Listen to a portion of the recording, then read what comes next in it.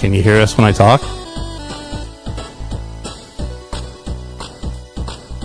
Can you hear us? Yes. Okay. All right, we're cutting to the live scene then.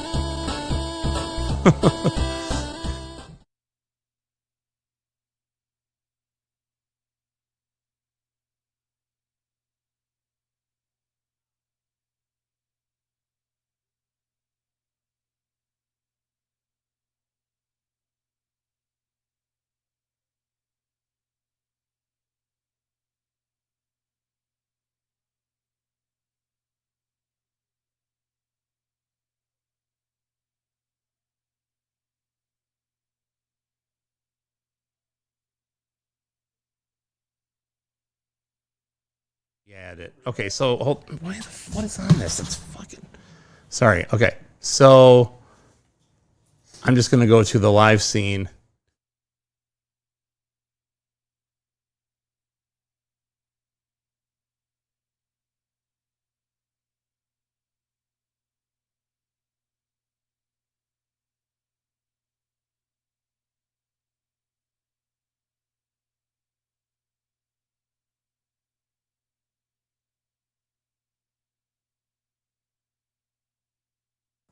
Okay. How about now, Chuckles? Man, this thing broke everything. I'm sure they set it up now so like each one has its own mixer and all this shit, but I didn't know it even updated. Hi, sorry everybody. It seems like it might also be very loud. Tell me if it's really. It looks like it's spiking over here. I'm gonna pull this back. Can you not hear me? Because we usually have it at -9. Yeah, hold on. There. We usually have it about here. That's why. All Tell right. me if this is better. Okay, good now. Okay, sorry. Because, man, I got to increase the size of that font. You can't read that, can you? No, I don't have my reading spectacles on. One moment. Everything has changed in Streamlabs, and nobody told me. I was unaware. Assholes. Well, here, maybe I can change it in here. Mod icons. Where's the font size? Chat appearance. Oh, here we go. Yeah. How's that? Better? Or worse. They've changed everything about it, man. Look at it. Sorry, everybody. How's that? Good now. Good. Okay, now we can also see what you're saying, which is imperative to having chats. Yes. Oh my God, this is so dumb. This is why I never reboot and update. I used to do it all religiously. You adjust as you like with that. I'm cool. You got it. I don't have time to think about it. Then like everything you good? playing the Atari. Are the levels good? Good? All right, good. Ben says we sound good, so I trust Ben. Well, Ben's the one that's going to edit it later, so. Hi. We recorded it. Look at big red button. Oh my God, what a day. Thursdays are not good days for me. All right, now that we're here, we got to get started, man. Also, more fun. Let's put this over here today. We have no notes again because we still don't have a printer. I'm buying a new printer. Garlic in the mixer. I'm buying a new printer tomorrow, folks. It's true. So we're going to be reading the notes from our screen here, which I have to make larger because there's no way you can read that. Maybe you can. I'm really just going to read the lyrics to The Flight of Icarus by Iron Maiden. Yeah, you do that. How do you make this go the width of the page? Damn you, Google Sheets page stuff. Sorry, guys. Nothing is working out today, is it? All right. I want this to be wider than that. Okay, I don't need the side panel. That's not what I need. View. No, man, this is why I just like Word. Google stuff was down today. All right, that's going to be tough to read. I'm going to have to do something about this. Let's just do this. Let's say go to your... All right, there you go. That's going to be better, I guess. That's old man. That's old man worthy right there. That's almost too large. I think that's probably good. That's a good go-between. Cloudflare outage. Oh, wow. Okay. Yeah, I know Kyle, our buddy down at Retro Replayed, was saying he was having trouble getting into Pokemon Go. And he uses Facebook as his authenticator because he's a clown. But I didn't have that problem. So, because I'm sweet like that. Yes. Yeah. Oh, man. Okay. I got to get my bearings now. What do you need? You need. I just need a second to regroup. It's been a long day, You want me to and make then nothing works when I need it to. You want me to make you a sandwich? No, I made you a sandwich. you did not. You brought me a sandwich. You I didn't make it. brought you a sandwich. And that was very nice of you. Brought me a sandwich Very, for me? it's very kind. Yeah. They've gone too far. Oh, wow. My headphones are really low, too. Bah! Now they're too hot. Okay. How about right there? That's the sweet spot. That's the good one. Okay. That's the stuff. Okay. Man. Yes, All that's right. Yep. So we're going to get the show started here. Are we? I think so because, man, I got to get this thing over with. My day has got to end soon or I am just going to snap. You can lose your shit? No, I don't lose my shit. Oh, okay. I might get a little perturbed or sometimes a miffed. Would be a good word. Miffed, eh? Miffed. Miffed. Yes, I think miffed. Can I call you Miffy? No, I wouldn't. That's not my name. Okay. Yeah? Yeah. All right. You think we're ready to get started? Sure. Hey, new rule. No fucking off on the phone during the show. I'm using it for notes. Buddy. No fucking off on the phone or the watch. Watch him, Ben. Keep your eye on him with his watch bullshit. You need to just watch your notes, okay? I know what my notes say. I wrote them. What do they say? They say episode 87, hit record, Kid Icarus, Lost Joystick Network. Doesn't say the Lost Joystick How were your Network. weeks? What does it say? Fart. You need to look at it. What did you do? Nothing. Why would you do that? See, that was you. Jay's out here pranking me. Shuffles paper. Exactly. I have no papers to shuffle. This is stupid. I feel lost. In the Joystick Network. Ben, get me some papers to shuffle. And give me something to shuffle while I wait. I'm kidding. Yeah. Ben has just run off. He's gone. I don't know if he's... I don't... The old Bengineer. I wouldn't come... Yeah, the Bengineer. That's good. How have we just now come up with Bengineer? Oh, because you didn't ask me. Man. I've had that in my back pocket for years. But... And just now I have to find out like this? And if you put sunglasses on, I call him the Benjinator. The Benjinator? Yep. Okay. Because he'll be back. That's not as good. That's good. Shuffle some game manuals. You know what I should shuffle is some of those books I've got over there. Hey, do you guys like strategy guides or Game Pro magazine? Because I've got all of them. This whatnot thing is hopefully going to help me get rid of all this shit, man.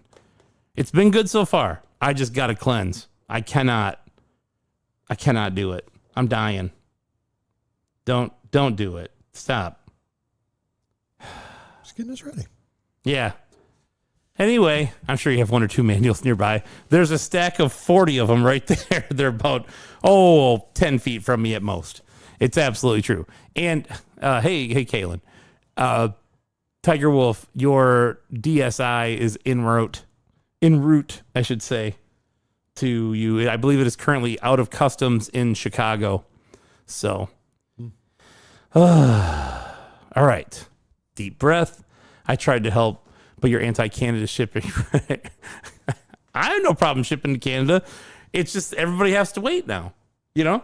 Now you got to wait. You got to wait to get it. I got to wait to get paid. I don't care. I'm not worried about getting paid. Who cares? I'll What's be this all all right. about? What? Yeah, I saw it. It's hockey, man. I know. It's Florida. I'm excited about Soon Florida man will be out and you'll be ready. All right, yeah, we got game 4 of the Stanley Cup Finals on over here to our right. The Bengineer, as he has been so duly noted, has to our left. Ben, thank you for the save. Oh, stupid ass Streamlabs is going to be the death of me. My favorite sports ball is hockey. Who's cracking commentary? Who is that? That's your buddy, right? that. It's Ben. Who's that? It's Isn't that your buddy? It's the Bengineer. Who? It's Ben. What the fuck is wrong with you? That's disorienting, by the way. I know we have the notes up, but I can't see the screen, so it throws me off. Why do you do that to me? I don't know. Right there. It's rude. Speaking of which, I hate it. I want to be able to see, and I Yes. can't see. You know what? Maybe we do this. Nope, that's not going to work. ooh, that's not. I could bring it down here, but there's just That's not going to be enough room. That's not. That's fine with me. No, let's do this. Hold on. I got a plan. Oh God. At least we can see it a little bit. Ah, just nothing like real-time changes, folks. All right. You ready to get started? This is only going to work until I When need you it. move that needs to be. Okay, yeah, good point. We're going to have to do this. You know what we could do? I got an idea. One moment. Stick with us for a moment because I got an idea. Do that. Drag this over. We got to be able to see that chat, though. That's the problem, isn't it? Gotta see them chats. What are you, root beering it over there? Kind of. How is that? Sorry. I think that'll work. And then I bring this that over was an here. accidental boner alert. They're all accidental boner alerts. Oh. All right. And then we'll put this here. Wow. Look at us. That's a lot. It's a Going lot. on. If it was a presentation slide, I'd have tuned out already. Just like all of our listeners. Okay. Last thing. I'm going to go grab something to drink. And then we're going to hit this shit. Ready? Scotch on the rocks. Go. Shit, I would take a drink right now. It's been a day. Yep. John, you didn't miss sports. Hockey's getting ready to start right now. They're playing the national anthems. Oh, it's one of your mango thingies. You want to try it? I don't drink pop. You got to try a taste of it. Maybe. Yeah, I probably will. Soda. I probably will. All right. You got any caffeine in there? No. It's a shame. Flavored, though, so it's good. No caffeine. No. No. I can't imagine this mango creamy No, soda. I meant in the fridge, not in the fucking bottle. Oh, yeah, there's that white monster and stuff in there. There's stuff in there. Yeah, there's stuff in there. That's okay. Go. We got to get the show started. Let's go. All right. You're right. All right, we ready? You going to bring us in? You counting us in? You want me to? Yeah. Okay, we're coming in 5, 4, 3. There's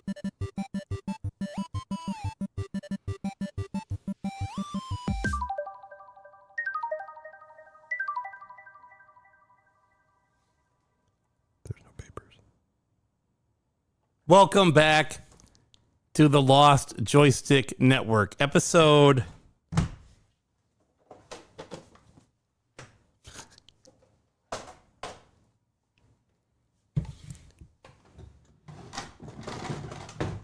87. You need like a chainsaw. I am your host, Mike, joined as always by my co-host, Jay. Jay, how you doing, buddy? I am great, grand, and super. How are you, sir? Great. You know what? Tiger Wolf just gave us a great idea.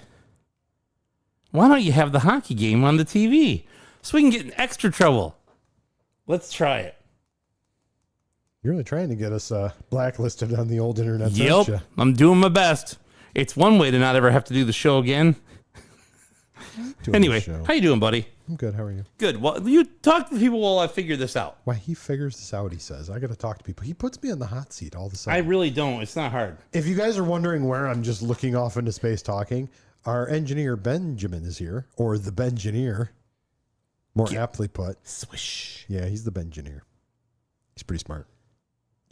And he's texting on his phone. I think he's going to post something in our chat, which is going to be funny, I'm sure. It'll be a laugh riot. I'm not being held hostage, I swear.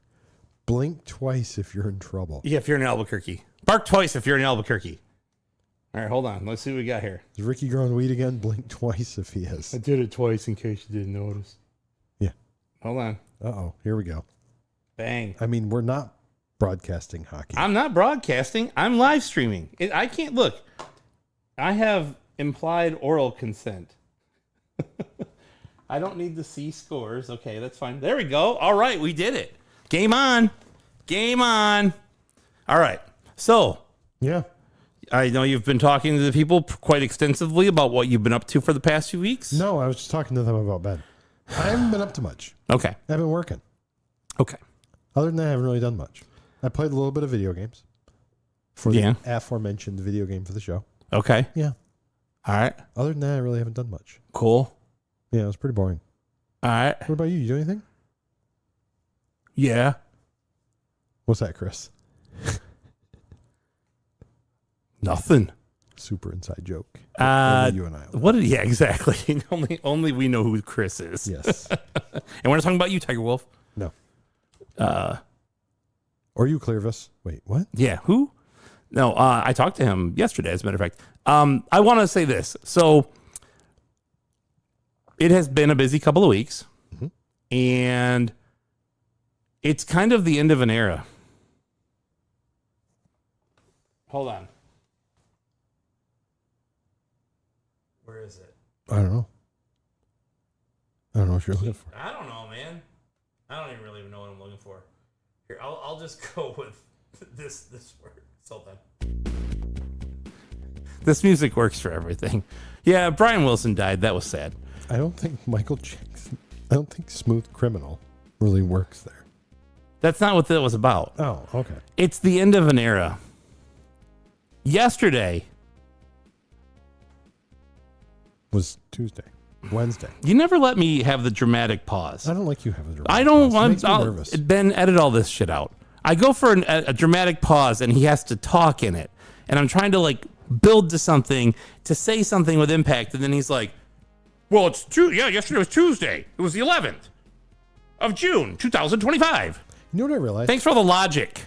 I realized that if I let you pause, then you go, well, you're not talking to the people. No. You're talking to the people. No, that's not true. Yeah. You 100%. and I know each other well enough that you should be able to sense when there's a dramatic pause. And I know you do, but you have to fill that void. No. You cannot allow it to stay quiet.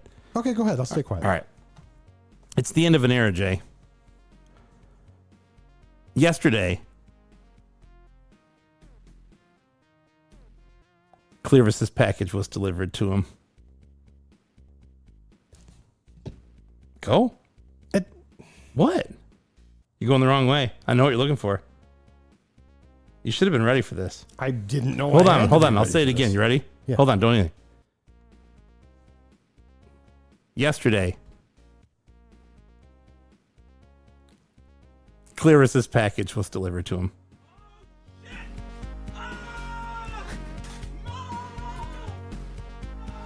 Big Smooth Criminal fan there. Yeah. I don't know who that was, but I man. can actually see Retro Gem Miner moonwalking out of the room to see his mom. Let that ride for a second. Let me try it back up. Yeah.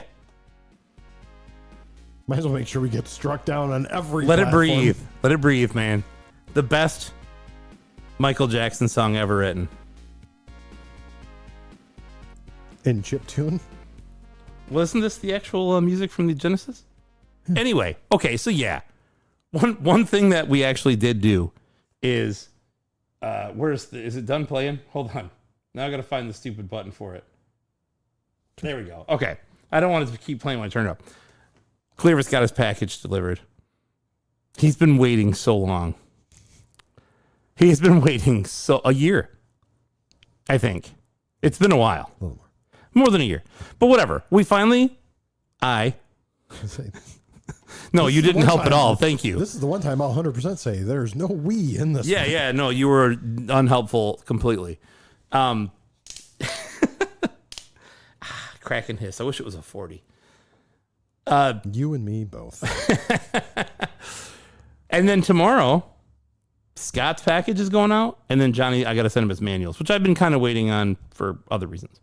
But they're on their way tomorrow. Yeah. Look at me. Look what I've become. Mr. Responsible. Anyway, besides that, I have no other life other than I play Balatro now. That is my full-time job. I play Balatro. Ben's nodding his head yes, plays Balatro. I bought Jay a copy of Balatro for his Switch, and you know how much he's played it? 0. Why, you ask? Because I have a job. And my job is not Balatro. You I wish it was. Need a second job. It'd probably pay better than my real job. Well, it didn't cost you anything. Anyway, yes, I've been playing Balatro. I actually moved to my iPad because I'll tell you, it's the ultimate Balatro machine. I can touch, swipe, do all this stuff right from bed. I can lay anywhere and play it. I was playing it on the Switch, and then I'm like, wow, people can see how much I'm playing it on here. I probably need to stop. People will realize that I'm not working all day. That's a joke. I do work.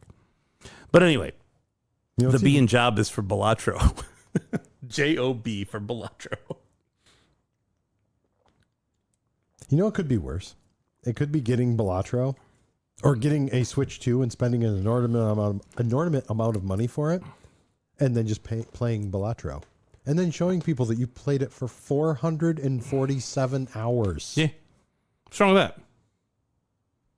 You come on, get on the trolley, man. Try that. Try it. Give it a sip. It's tasty, right on the label. We got a little Japanese mango creamy soda we picked up from the disc replay, and I'm gonna tell you, it's no joke. That is delish. It's good. That is really good. There's a melon one too, but that one's better. The mango one's better. Good. I like tasty. both, but it is good. You want to try, Ben? Okay, good. I was kidding, sicko. Anyway, 447 hours. don't look at his Zelda time. Don't do it. All right. So yeah, I've been playing Balatro a lot. Alatro, I think you'd even say. And I was actually getting ready to hit it, but I figured you'd yell at me. So yeah, it's fine. I'm not going to yell at you yet anymore tonight. For 5 minutes. The whatnot stuff's been going good. Did another stream after. It's been good, man. I've been getting rid of stuff. It's been helpful. It's helping me. It has incited me to actually inspire me to go fix stuff and see if the stuff works and whatever. Mm-hmm. So I've got I went through all the PlayStations that I had here, which was like a stat. I had I'm sure everybody, all of our nerd friends have 10 of these things, but Jesus, I have a stack of PlayStations and I'm like, do these work? I don't know. Some of these are, so I had to go through those. Had a couple of PS1s. I had 4 PS1s. Why? I don't know. But now it's time to get rid of them. 2 of them work. I got 2 screens. One needs a backlight. You get off the stage, Kalen. Before I forget, where is that Zelda jobber? Is it over there on my desk? I'll be right back. And entertain the people. Oh, God. Always last minute with this shit. Entertain the people. Well, Actually, I read some interesting news today. I was poking around on the old interwebs, and I saw on IGN that they are actually making or remaking Silent Hill #1. Bloober, right? Or whoever it is? Who did it? Who did 2? Yeah, I think it was Bloober. Man. But it was exciting. I was like, that's pretty I only have exciting. 5 PS1s. It was, let me see, I'll tell you in a second. It was... IGN is remaking Silent Hill. They wish. Yes, IGN is making Silent... No, Bloober is. It's Bloober. That is very exciting. It will never be as good as 2. I was about to go play 2 again until I got Balatroed. You don't know. It might be good. It will be good. It will be better. How's this? It has to be better to play than the first one. It has to. Yes. I liked the first one. I beat the first one just a few years ago. I think during COVID I beat it. Yeah, that's what I think you said. And I liked playing it again, but man, is it just it literally is such a joke, but it's here's the fog. It's eerie though. The original one. Oh yeah. There's really no build up, but the whole time you're on edge playing it because you're oh my God, what's going to happen? It's nothing really, but you'll Could feel be something. some shit's going to go down. Could be. Yeah. Could be all in your head. Could be. James? Yep. Before I forget, one of the things that I was getting prepped for whatnot, but I wanted to offer to our friends first. This is actually not mine. This is John Miniars from Rock'em Sock'em Retro in Bowling Green, and cleaned it up and tested it. And it is a Zelda Game & Watch, a vintage 1989 Zelda Game & Watch. It's in, I'd say, 6.5 out of 10 to 7 condition. It works. Put batteries in it. I had to 3D print a battery back for it because the battery backs for these things suck. First of all, there's no one, did it? No. Wasn't it gone? Yes, and there's no way, well, for good reason. There's no way to play it without it. So, and these things just the batteries shoot out at you if you're not careful. So, yeah. Anyway. Is the new one remade? Is it sturdier, I guess? More. The new one is just one piece. They got this hinge and no. I meant the battery cover that you made. Is it sturdier than the original one? It's about the same. It's about the same, honestly. I didn't know maybe if it's good. Different design. Almost matches. It's just a slightly darker green. It's not aged. This is probably a little aged. May I? Sure. Yeah. But yeah, if anybody, did someone say sturdy? It's the Mega Man of Game & Watches. It is. But that's nice. Anyway, if anybody wants it, let me know because I would rather sell it to a friend than sell it to some stranger and whatnot. And the proceeds go to John anyway. It's not. I'm just helping him out. So, but I have one. I actually have one. If I didn't have one already, I would keep it. But I have one. So I got it from my buddy Holden in Canada. What is wrong with me? Sturdy is how I like my video games as well. Tiger Wolf. That's what I say. So anyway, let me know. You have an old and new Game & Watch, don't you? Yeah, I have one that you gave me. I got it for you for I actually have Christmas. two because I bought one and then you gave me one and I kept it. And the one is on my desk right there. Did I get that for you for Christmas? It was that on my birthday. I don't remember. It's hard to keep You up. already know what you're getting for this birthday. Yeah, I already know what I'm getting. You I already know. Tony Hawk's new video game's coming out. And I'll be playing the shit out of it. He got any gun necks? No. How much does it cost? Ben, is that you? I don't remember. Oh, boy. For you? Let's see. Well, to be determined. Those are about $150 to $200. That's 3 episodes. 4 episodes. Yeah, I know, and I already owe him for a couple. So, I mean, you know. All right, Ben, here's the thing in $50. This is not a very good deal for me. Then I got to pay John. Well, I guess I'm paying somebody anyway. What's the difference? Who cares? 255 rupees. That's exactly right. Because that's the most we can deal with. Anyway, yeah. Don't. Nobody cares. I'm just wondering. No, I'm wondering if they shut us down yet. They have not shut us down. Broadcasting to anybody. We have not. Nobody's We're just watching. talking to ourselves. Nobody's watching anyway. It's not like we're playing the sound. Should we turn it up? No. Hell no. So that's it. That's what I've been up to. Trying to get our pool open. That's been a nightmare, but I think I finally figured out what to do, and it's doing it. So I gotta. If I get home early enough tonight, I'll gotta vacuum it. I'll probably wind up doing it tomorrow, more than likely. You're not dead yet. You almost died. Oh my God. That fucking ladder. Oh my God. I put my foot right through our steps to the pool. I didn't realize. I thought when you said that, I thought you meant like you went like through one of the holes of the steps, like a rung of the step. No. I walked out back. There's an other day, actual and I was hole. like, oh my God, where's this? What happened? Yeah, there's an actual hole in the step. Yeah. I fell through. I was on the steps for a pool, put my foot leg right through it, and then the whole thing fell on top Yeah, of me. It was awesome. Not good. Yeah. Who's a cop? Oh, man. Uh-oh. Anyway. All right. So, Jay. Mike. What do you think we should talk about next? Ooh. What if we talked about, like, I don't know, buying stuff and collecting stuff?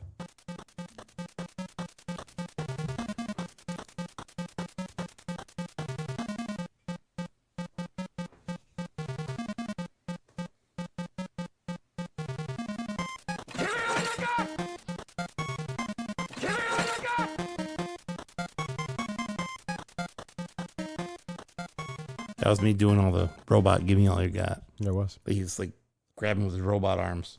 The robot. So, Jay, did you buy anything? I did. Yeah.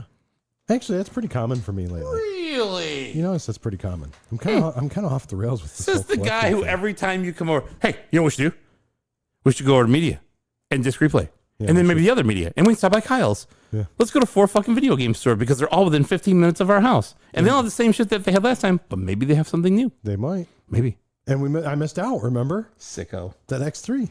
You weren't going to buy that anyway. Not for that price, no. No. That's too much. There was a Mega Man X3 at one of the shops, and it came and went before we knew about it. It was steep. It was, yeah, I mean, $350 Well, or something. Yeah. But either way. So.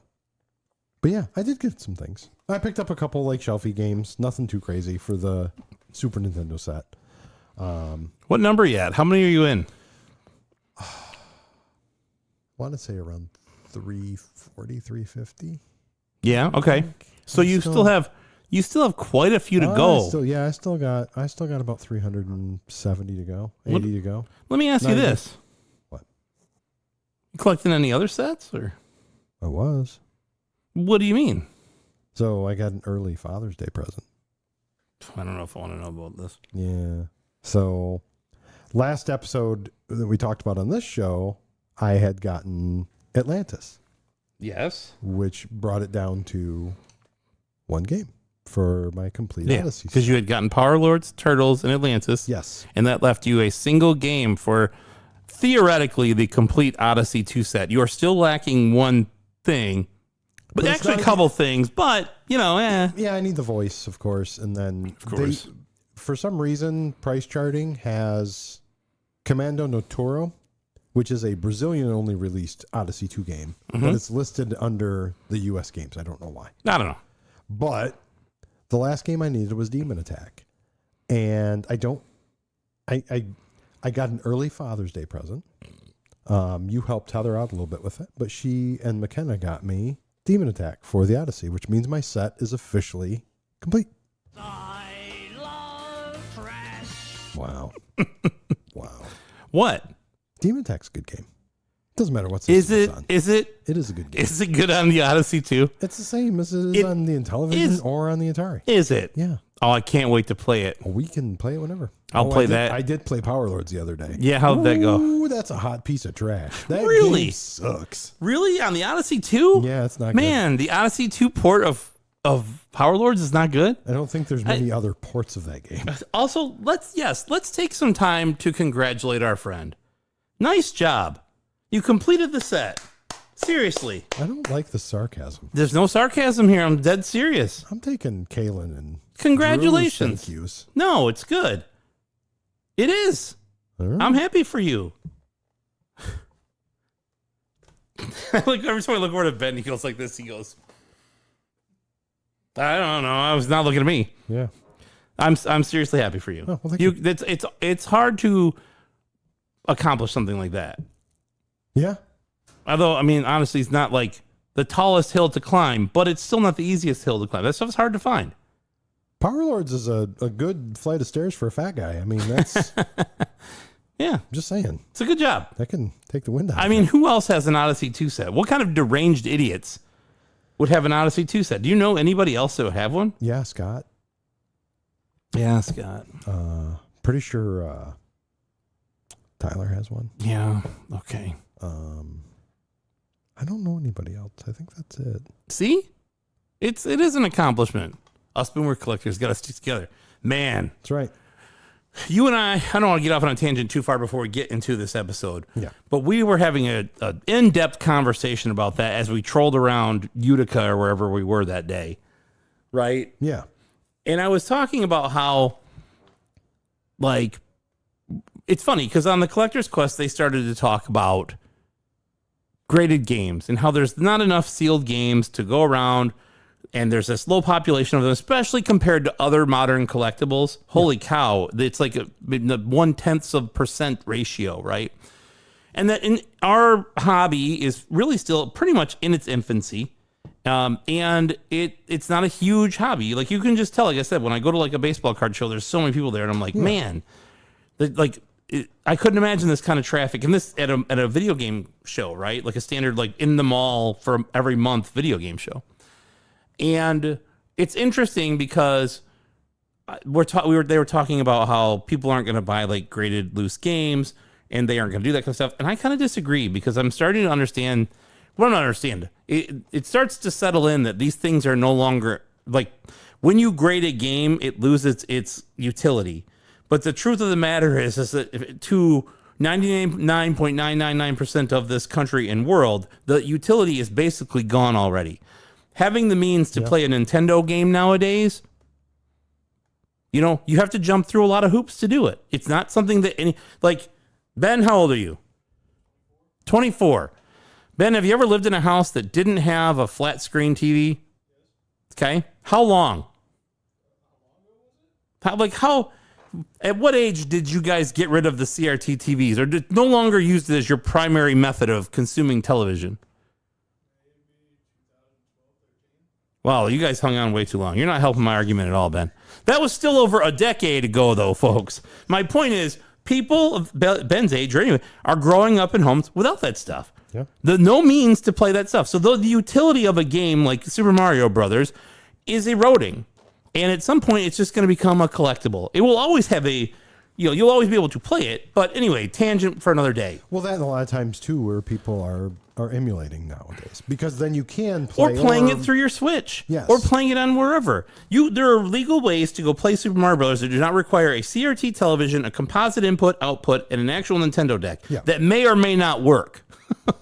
And when I say work as well as it ever did. Yes. Right? So, anyway. All right. Anywho. Moving on.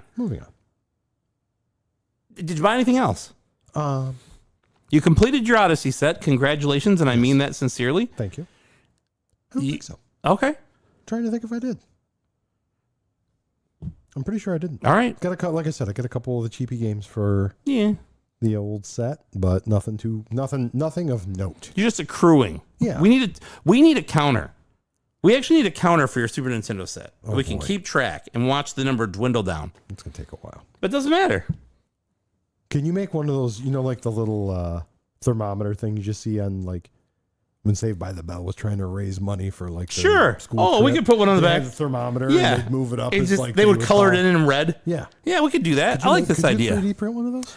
I like this idea. Oh, dude, speaking of which, 3D printing. I saw a thing a dude 3D printed on a bamboo setup like yours. Yeah. A Master Sword. Yeah, I know. Oh, it's pretty cool. And you got to get parts and you got to glue and you got you can do little ones, but because the build plate's only so big, but you can also build the pieces. And people have made life size freaking people and stuff. Dude made a full size sword, and it looked pretty easy. He made it in pieces, and they actually slid all together, and he had put lights in it and everything. Yeah, cool. We might need one of those. But yeah, I think we need this gauge, this thermometer thing. We can do it. Like whatever the number is, 703. I don't know what it is. 727. Yeah, that. We'll go with that. Yeah. That's all right. just U.S. released. So that's or license. It doesn't no variants and all that bullshit and blah blah blah. All right. I'm not getting that Captain Novolin prototype. No, probably not. No. I do need to get a voice. So if anybody has a line on a voice for the Odyssey 2, holler at your boy.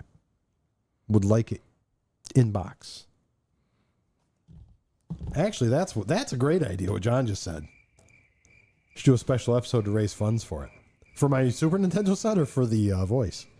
I think the voice would be a lot more attainable since there's not that many people that are going to give us money. Yeah, we've already figured that out. Yeah. So, all right, Jay. What about you, Mike? Did you get anything? I feel like the tides are turning on this show. You're set collecting, and I'm not buying anything. I don't think I really bought anything. I bought a couple of things when we went to Disc Replay, but they were really like underpriced games that I was just going to sell on Whatnot or whatever, put in the bins for the show. Like it was like Xena the Princess Warrior, and what was the other one? WCW No Mercy or something for Nintendo 64 that they had WWF No Mercy. Yeah, that's what it was. And they were like super cheap. They were way too cheap. Like they were under half price. I was like, oh, fuck, I'll buy them. But I really haven't bought anything for my personal collection recently. Like What are you collecting? That's the problem. I don't know. I know what you should collect, and I've told you this, but you argue with me and tell me that. Tell me what I should do. I already have everybody else in my fucking life doing that. Go ahead. So angry. I think you should do the Genesis set. I think you should. I think it'd be cool. I mean, I don't want to compete with our buddy. Who? Drew. There ain't no competing. Does he have stadium events? Sagaya. Sagaya, man. Should have scooped that. Sagaya. It was a beaut. It was a beaut. I don't know. I'm just kind of in this like fog. There are things I want. Odyssey 2 says you should do Odyssey 2. I can get you started. Man, if I did Odyssey 2, I might be done next week. I can get you started. No. I got a good start for you. I'm trying to... Need to get rid of that fucking box. I already have plastic containers full of games that I don't even have out that I'm like, these got to go. That's like those. Yeah. I don't know. I haven't figured out what it is that I want to collect. It's something. I just don't know. I know it when I see it. Like, okay, this is a good example. This Zelda Game & Watch. I want to complete one of these in the box. There's one on eBay for $650. That seems steep. Okay, it's nice, but it seems really steep. And I'm like, is that what I want? I don't know, I don't know. I'm trying to figure it out. But it's stuff like that. I'm too busy playing Balatro, exactly. I want to get like the Super Mario Brothers 2 cookie jar or the glasses, those kind of things. And I don't want like a bunch of ephemera, but I just want things like that. Do you have a Super Mario Brothers 2 mug? I do. It's immaculate. I love it. It's one of the best things I own. No time to collect. It's right now. I feel that way. I'm not even sure. I'm getting to the point where it's very specific things I want. Like that NES control deck boxed over there. I want the copy that comes with the official Nintendo Player's Guide. That's the only one I don't have. I don't really want a bunch more Nintendo console variants, but that is the one I actually had as a kid. So that's the one I want. Haven't seen it. The only time I ever saw it was at Matt's shop in Columbus, and it wasn't for sale. No. So. You do need those things. See, I do. So anyway, the point is, I can't really think of anything substantial that I purchased, other than batteries for a Game & Watch and loose Nintendo 64 carts to sell and whatnot. But I'm not. I don't know. You know what you do collect? What? What? Actually, I was going to be funny. I was going to say you collect, was it filament for 3D printers? You got quite the collection of that. Yeah, I do have quite a few of those recently. You need the different color. Our logo has 8 colors. Yeah. It's hard to print our logo, man. I went to go print something and I'm like, this thing here, where'd it go? This took like 12 hours to print. I got to optimize the print. Yeah. But it took a minute. It came out nice. I mean, it looks good. But, you know. You should make LJN Balatro cards. Man. Oh, Don't tempt me. Oh, buddy. Do you have to see? These are the kind of things I need to do. This is exactly what I've thought about. I want to get a complete in-box set of LJN games for the NES. I need that. That is not need, but that's the type of stuff I want to collect now. And that's what I have to think about those things. My problem is when I go to a show or I'm out shopping, I live in this, like, I float around land. I'm like, if I see it, it's cool and I like it, I'll buy it. You know, like maybe I want these weird Sega Master System games. You never see, like Mortal Kombat or Sonic or whatever, right? So I go and buy those. But then I never have like a goal. So I think I need to have a goal. One of my goals actually has been, and I have been working towards, the Atari Activision Patch Challenge set. Yes. That is slowly winding down too, but of course I don't ever see Hero boxed anywhere. You know, I'm going to have to just buy those. But I do think that that's a good one. Like an LJN boxed NES set would be a good one. Yeah, we need to talk to our engineer about setting up the merch shop because, man, I got some ideas. Ben's like, wait a minute, what? Yeah, we you know, he's like, not just a studio engineer, folks. He's like, I need a pay raise. He's also going to be the grunt back work, you know, the burrow. Anyway, I'm kidding. LJN Super Nintendo too? Probably not. That's for you to collect. Does that mean I have to get a CIB? Here's an example. When I went and got my first print Zelda and the Clue Land and all that stuff, I traded away some stuff I wanted to get it. Yeah. I don't have the boxed Turtles in Time anymore. I don't have a Chrono Trigger complete box anymore. Nope. Super Metroid. Those are the things I got to go get. But it's hard to like get the LG and Wii U set. Yeah, I already have it. I also have the Dreamcast set, of which there's one. But I need to go get a boxed Chrono Trigger at some point. But I don't want to go spend $1,000 for one. No. I just don't. Unless I hit like some other fancy baseball card or sell some of those cards, then I will. Anyway, all right, enough of all that. I think it's time to get to the show. Any ideas for collecting, send them to me in our Discord, which you can access through the Patreon. Maybe we should do a poll. Yeah, that's fine. Ooh, I think I'm going to set a poll up for collecting. I will say this. I will not be held to the results of any poll with our friends as to what to collect because they're all sickos. And I love them, but they're all sickos. I'd be interested to see what they say you should collect, though. You should collect the Famicom Disk System. Well, no, we'll put 4. I'll fly to Japan and buy them all. We'll have 4 options to put on. I already have Kid Icarus. Look at him. Look at him flying around with his little arrow. Why would this be here, Jay? Any idea? No. Oh, okay. Hey, real quick, another question, follow up to that. What are we here to talk about today? Oh, okay. Oh, wait, yeah. I thought it might have been this stuff out here. No. Oh, yeah, Zelda Game & Watch. We're here to talk about Zelda for the Nintendo Entertainment System. So, Jay, what are we here to talk about again? Oh, we are here to talk about Kid Icarus for the Nintendo Entertainment System. All right. That is true. Time to get started for reals. Yes. After all the technical mishaps. And just for the record. And the rambling. And just for the record, I did try to get you to put The Flight of Icarus by Iron Maiden on here. You didn't try to. In the throes of us not having anything working, you decided to play the music at full blast while I was trying to write notes in the waning moments that we had to write notes. Yes, I was. No, you weren't. I 100% was writing notes. You were right. Notes were done. No, I was not done. I'm never done writing notes. You were writing the intro for our show. It never ends. Whatever I was writing, it was for the show. And you were blaring music. No notes. And I wasn't blaring music. Okay. It was on my phone. Yeah, okay. Wasn't that loud? Tell that to the people on the subway. I don't know. Anyway. Yes. So Jay, when did Kid Icarus come out? Kid Icarus came out in Japan for the Famicom Disk System, which is in your hand, December 19th, 1986. Just in time for the 86 Christmas season. That's right. Whew. And it came out in Europe, February 15th, 1987. And surprisingly, it came out after Europe here in the U.S., November of 1987. That is correct. That's right. And that was part of the silver box. Boy, you know, it's funny. You're jumping ahead Am I? to the notes down here. Oh, sorry. Yeah. Okay. I mean, it came out in 1987 in November. We got to stop with the random acts of knowledge because they're usually in the notes. You'd know that if you help write them. Wow. I'm just kidding, folks. I love So Jay. about the gameplay and story. Can you talk about the manual for a minute? Anyway, all right. I'm just giving him a hard time. You know, No, he's not. Okay, I'm He's sorry. being serious. All right, we got to end the show. Have a good night, everybody. All right, so Kid Icarus. This game is all over the place.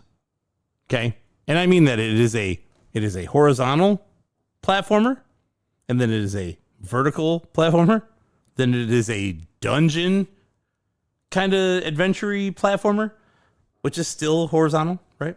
Mostly, but not actually both at that point. And then you go back to vertical. I can't think today. Vertical. And then horizontal again. It kind of goes like a set of steps. It goes up and over and up and over. Like this is the map of this game. What I thought was the most interesting part, one of the things I always do when we review a game like this, and again, we probably should predicate this by saying, we're doing this for episode 87 because this game came out in 1987, right? We're trying to stick to that like episode year number thing. Yes. You know, that whole thing. So it came out in 86 in Japan, but that doesn't count. But it came out here in 87. And that was about when I moved from Linden to Swords Creek. And it wasn't more than 9 to 12 months later that I had finally gotten an NES. And this was one of the games I remember playing fairly early on.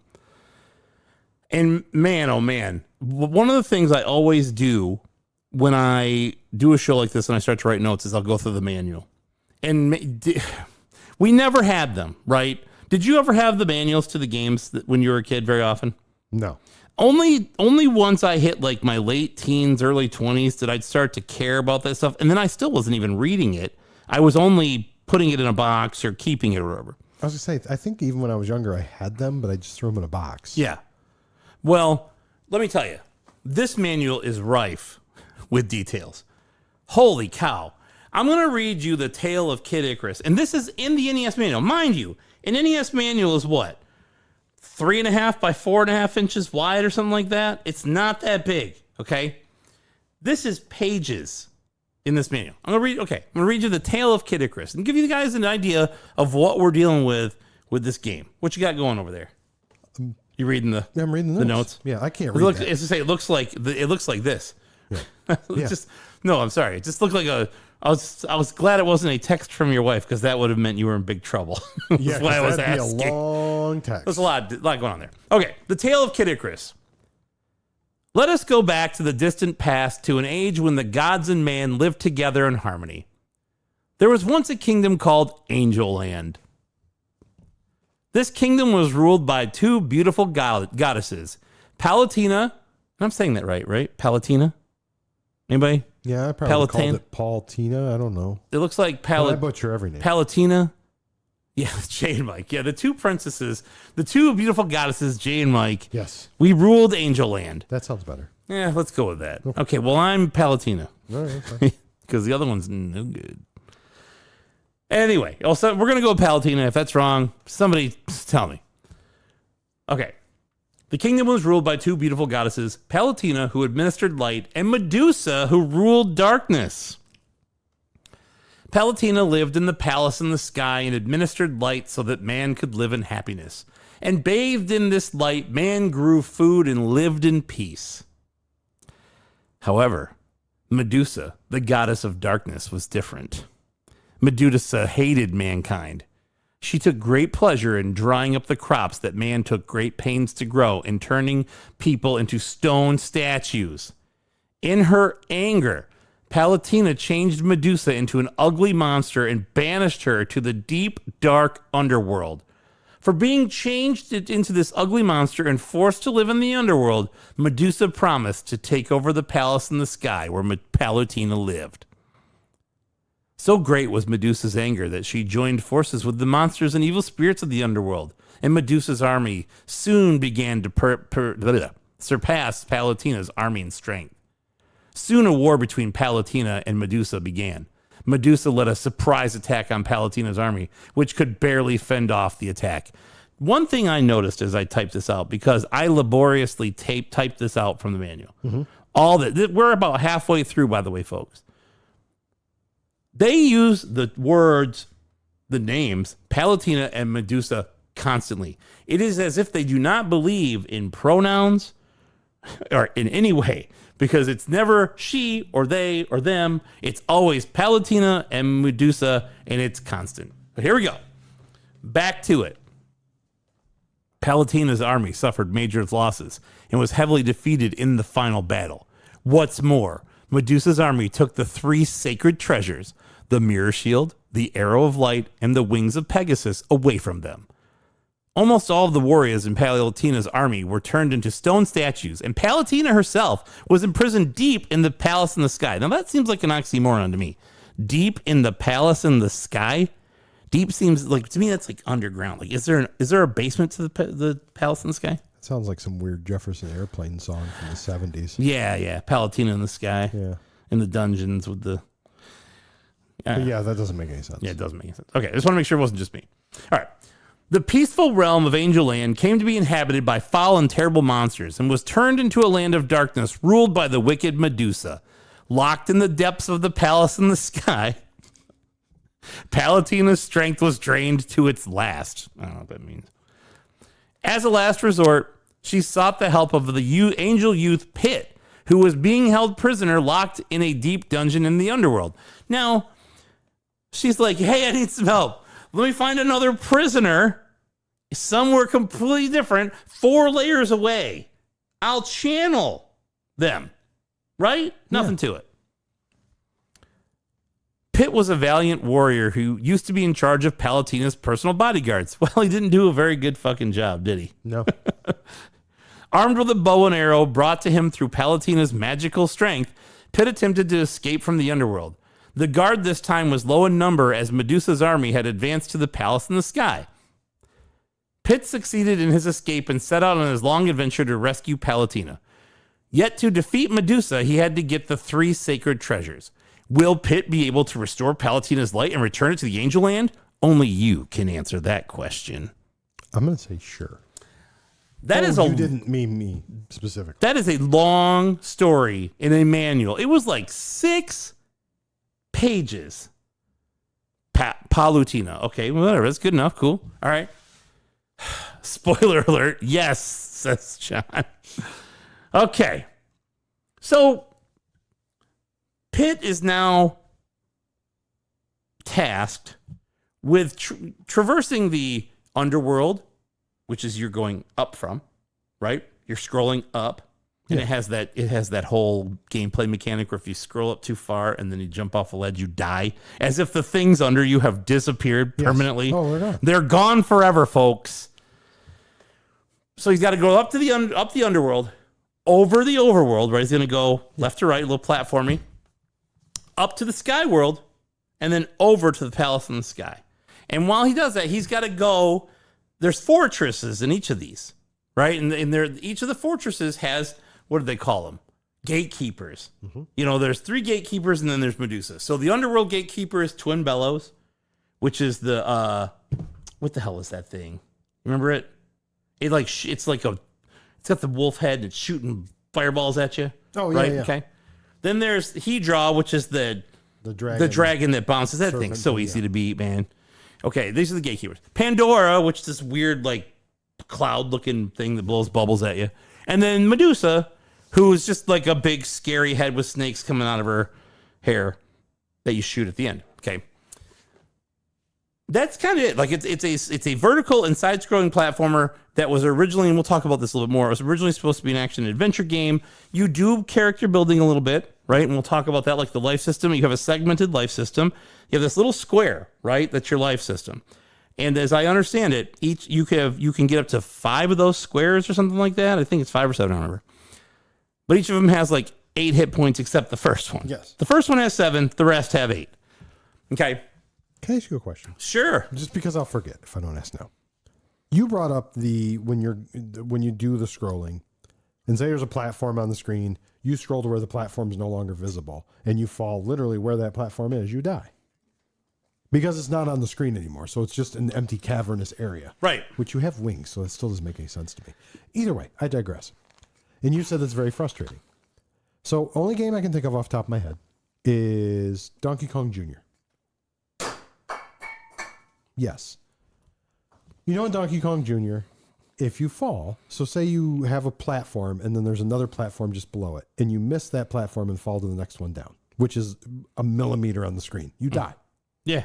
What's more frustrating, that or when you go off, when you have an area that's off screen and you fall where that area is and you die? I hate Does that make sense? I know that it made makes that sense. sound very confusing. No, it makes sense, but I'm going to tell you what's even more frustrating than both of those. Me asking that question? No. Okay. I'm not that rude. When you play Donkey Kong Yes. and you walk off the side of like you've got the what are they called? Not the rivets, whatever, the stupid pillar. The girders. The girders. You walk off the side and you land on the other one and it's like, oh no, I fell 5 feet. I'm dead. Yes, that's what I'm talking about. You said Donkey Kong Yeah, Jr. Donkey But Kong yeah, Jr., but like yeah, I'm same saying, thing. yes. But I would say at least I can understand visually in Kid Icarus when you fall, it's not there anymore. I don't like it, but in my head I know it's there, but I don't see it. In Donkey Kong, it's like it would be like me falling out of my chair and then being like, "Oh God, that's it, it's over." Or maybe through a set of stairs or something for It'd a be pool. like missing a step walking down and the just stairs. getting eaten and by then a set you're- of plastic. Yeah. Yes. Anyway, so you know what I found out as I did research for this game? I never understood how you extend your life, the life segments. It's all based on points. No. You get, as you accrue points in the game and you hit checkpoints, you get enhancement in life. So 20,000 gets you 2, 50,000 points gets you 3, 100,000 gets you 4, and was it 200,000 gets you 5. So you got to kill enemies with your bow and arrow, of which you have unlimited ammunition. So it's arrows unlimited. Okay. You can use as many arrows. I don't know where they all come from, but you can use as many as you want. That's where the turbo control comes in. Boy, that is not very useful.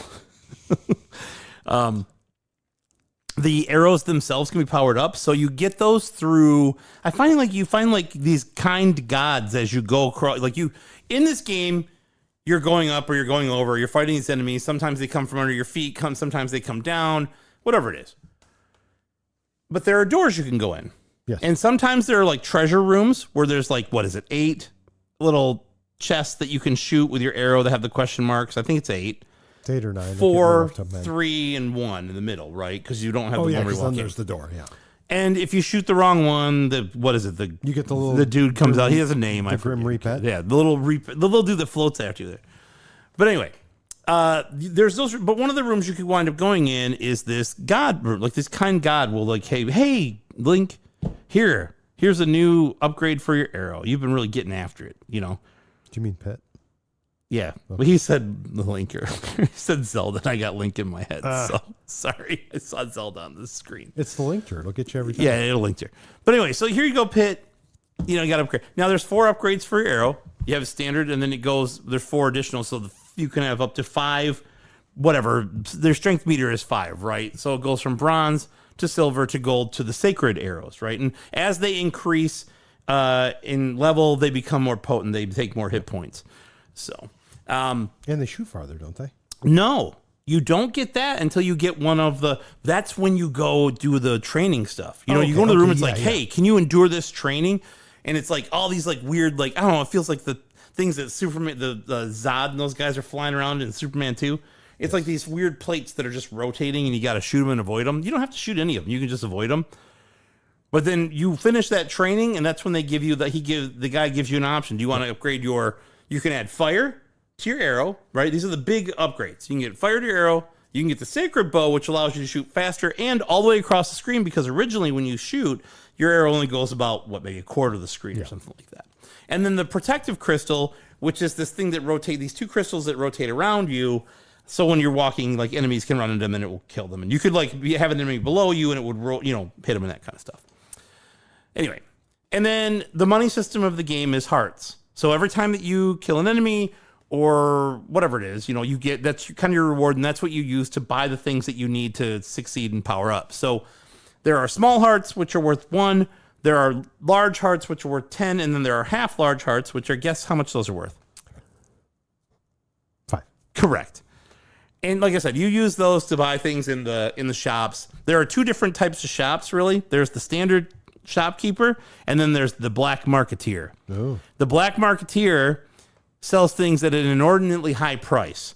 But you know what? And I'm going to get into something he does as well later that really burns me about this game. Sells crack cocaine, doesn't it? No, but he takes one of the other things you can get in the game is a credit card. It was funny. I don't want to spoil it too much, but the people who researched and developed this game, they wanted to add like some funny non sequitur weird stuff. So like, yeah, give Link a credit card. Fuck it. So he can go into debt with the black marketeer and buy stuff, but you can't buy anything else till you pay it off. I was gonna say, what's the APR on that? I don't know, but that guy he seems shady. All right. And then there are the power ups. So like when you go to your market places and buy these things, there are things you can buy. Now, sometimes they're out in the wild too. So like I talked about your segments of life. We'll call them measures of life, is what I think they call them in the manual. You can get these chalices, right, that are like this red, looks like they're full of like red wine. And they increase your measures of life by 1. So if you have 2 segments and you're down to 1, it will fill up 1 of them, right? So, and then there are bottles of the water of life, which you can buy from merchants, right? But you can only carry 1 bottle. So if your health is completely depleted, it will give you 1 measure of life back. So you're not dead, but it will only give you 1 back. So even if you have like multiples, which I will tell you how you can have in a moment. I know you're interested in that. I am. But you only get 1 back. So it's like the strategy thing is like, well, do I go buy the chalices and like fill my life up, or do I just buy a bunch of these and as I die, it replenishes it, whatever. Yeah. If you buy a water barrel, okay, which our shyster friend at the black market generally has, they're expensive. They're like 500 hearts, but they allow you to hold 8 of those water life bottles. Oh. So you can take 8 of them with you. And then there are mallets. So one of the things we talked about in this tale of Kid Icarus is that Medusa has entrapped the Centurions and turned them into stone, right? And the Centurions are scattered around in these different fortresses. So as you finish the underworld, you have to fight a fortress. And in those fortresses are the gatekeepers, but are also these stone figures.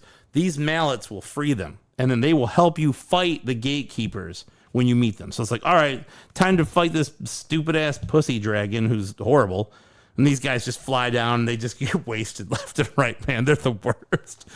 They'll just sit there, and like when you shoot, they shoot. There's like 3 of them on the screen, and then the boss will just hit them, like the gatekeeper, and they all just get wasted at once. And it's like, you'll have like 20 of them. And it's like, okay, that was good for 30 seconds of help.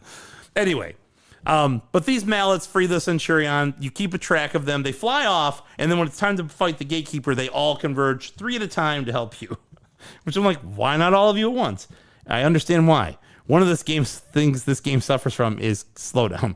It can be very slow sometimes because this is an early game. Yes. Too many things on the screen will cause it to slow down. So that's probably why there's only 3 Centurions that help you at once there.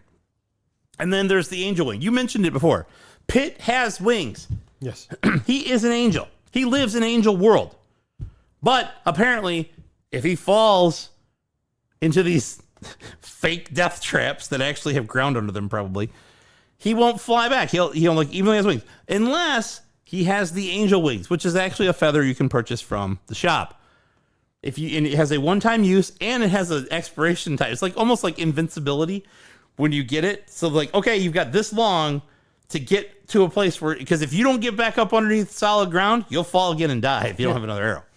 All right. Then we talked about the credit card. Now, when you're in the fortresses, I always want to call them dungeons. When you're in the fortresses, there is a map. I forget what they call it. Whatever. There's a map in there.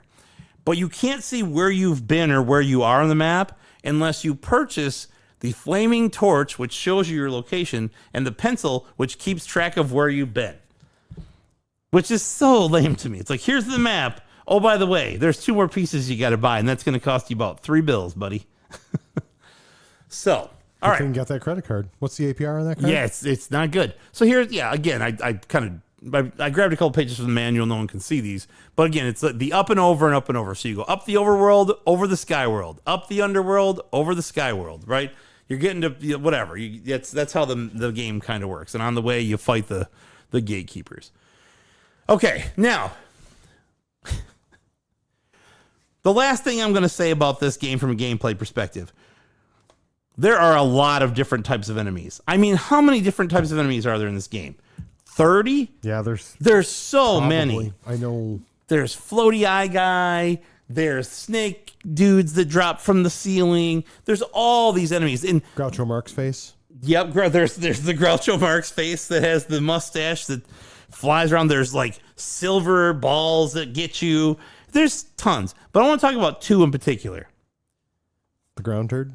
No. Oh. Number 1, Plutons. Plutons.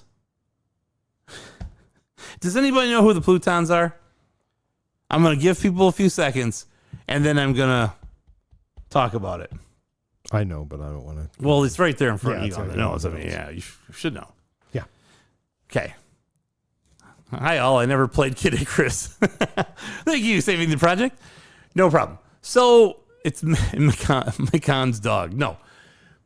Pluton, Mikan, get it? Mickey and Pluto. Well crafted, sir. Terrible. The Plutons are the fucking dickheads who steal your stuff. You'll be walking across the overworld or whatever, and these dudes have got like little sacks over their shoulder, and if you you can't kill them. And if you bump into them, they'll take your fire arrow, they'll take your sacred bow, they'll take your frickin' crystal, they'll take all your shit. They are and then you know what the worst part? They sell it to the fucking black marketeer guy, and then you can buy it in the next shop. I had one of those dickheads steal my fire thing from me, and he's like, "Hey, look what I got, $500." And I'm like, "How about I just shoot you with my fucking arrow instead and take it, you dickhead?" And then we talked about the Plutons and you know how they're dickheads. And then there's flying ones too. There's the regular ones on the second level, and then there's the flying ones later. Oh fuck. Yeah. But the real king of the dickheads, and anybody who has ever played this game. Oh, I know this one. Anybody who has ever played this game. Oh, and they are. The biggest dickheads in this game, in any game almost ever. The fucking eggplant wizards. They are the kings of the dickheads. 100%. Mother of fuck. They were the reason when I was 13 and 14 years old. Yes, it was Captain N. He's the biggest of dickheads. That I had to hand draw maps for this game. I had no map. I'm like, you know what? I've got to know when these guys are going to pop up because I cannot deal with this. And especially then. Now, that seemed like such a gigantic world at that age. Now I'm like, okay, I can navigate all this. I can kind of remember where I'm going, whatever. I can just grab a map online if I want. Back then, I'm like, okay, if you go down this fucking ladder, because that's kind of how you traverse in this. In the fortresses, you go up and down, left, right, you can go in direction, right? And you change its screen base. So you go to a screen, you go through the door, next screen. It's like one screen type, almost like Pitfall. Yes. Right? You'll go down the ladder and the fucking eggplant wizard dicks, there's always two, and they throw their eggplants up in the air, and sometimes they throw them low, and sometimes they throw them high. But if you're coming down that ladder, you have no choice. You can't go back up. No, you're fucked. And if they're throwing it, you're going to get hit. And if you get hit, you got to go to the fucking hospital. And then you got to go get the eggplant curse cured. King of the dickheads being eggplants is probably the most unsurprising thing I've heard today. Well, if you know anything about this game, Ben, you'd know what I'm talking about. Because holy shit. I think he meant along the lines of using the eggplant the eggplant emoji as yes, I got it. Wiener. Yes. Yeah. My emotional scars from the eggplant wizards are still there. It's why I would not play this game. I like this game, and we'll get to that later. But I wouldn't play it because I'm like, I do not want to fucking deal with those guys. I hate them. And even when you think you've avoided them, you'll get hit and you'll hear that noise, and you're like, God, no! Now I have to go all the hell ass way back. I have, when you're an eggplant, hilariously, you turn into an eggplant with legs.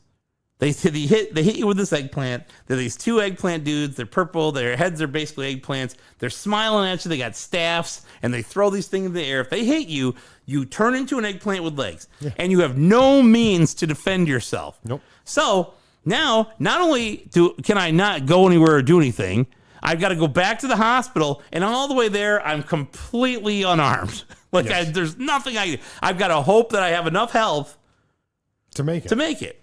And then what I also realized about this game as I played it is this is a grindy game.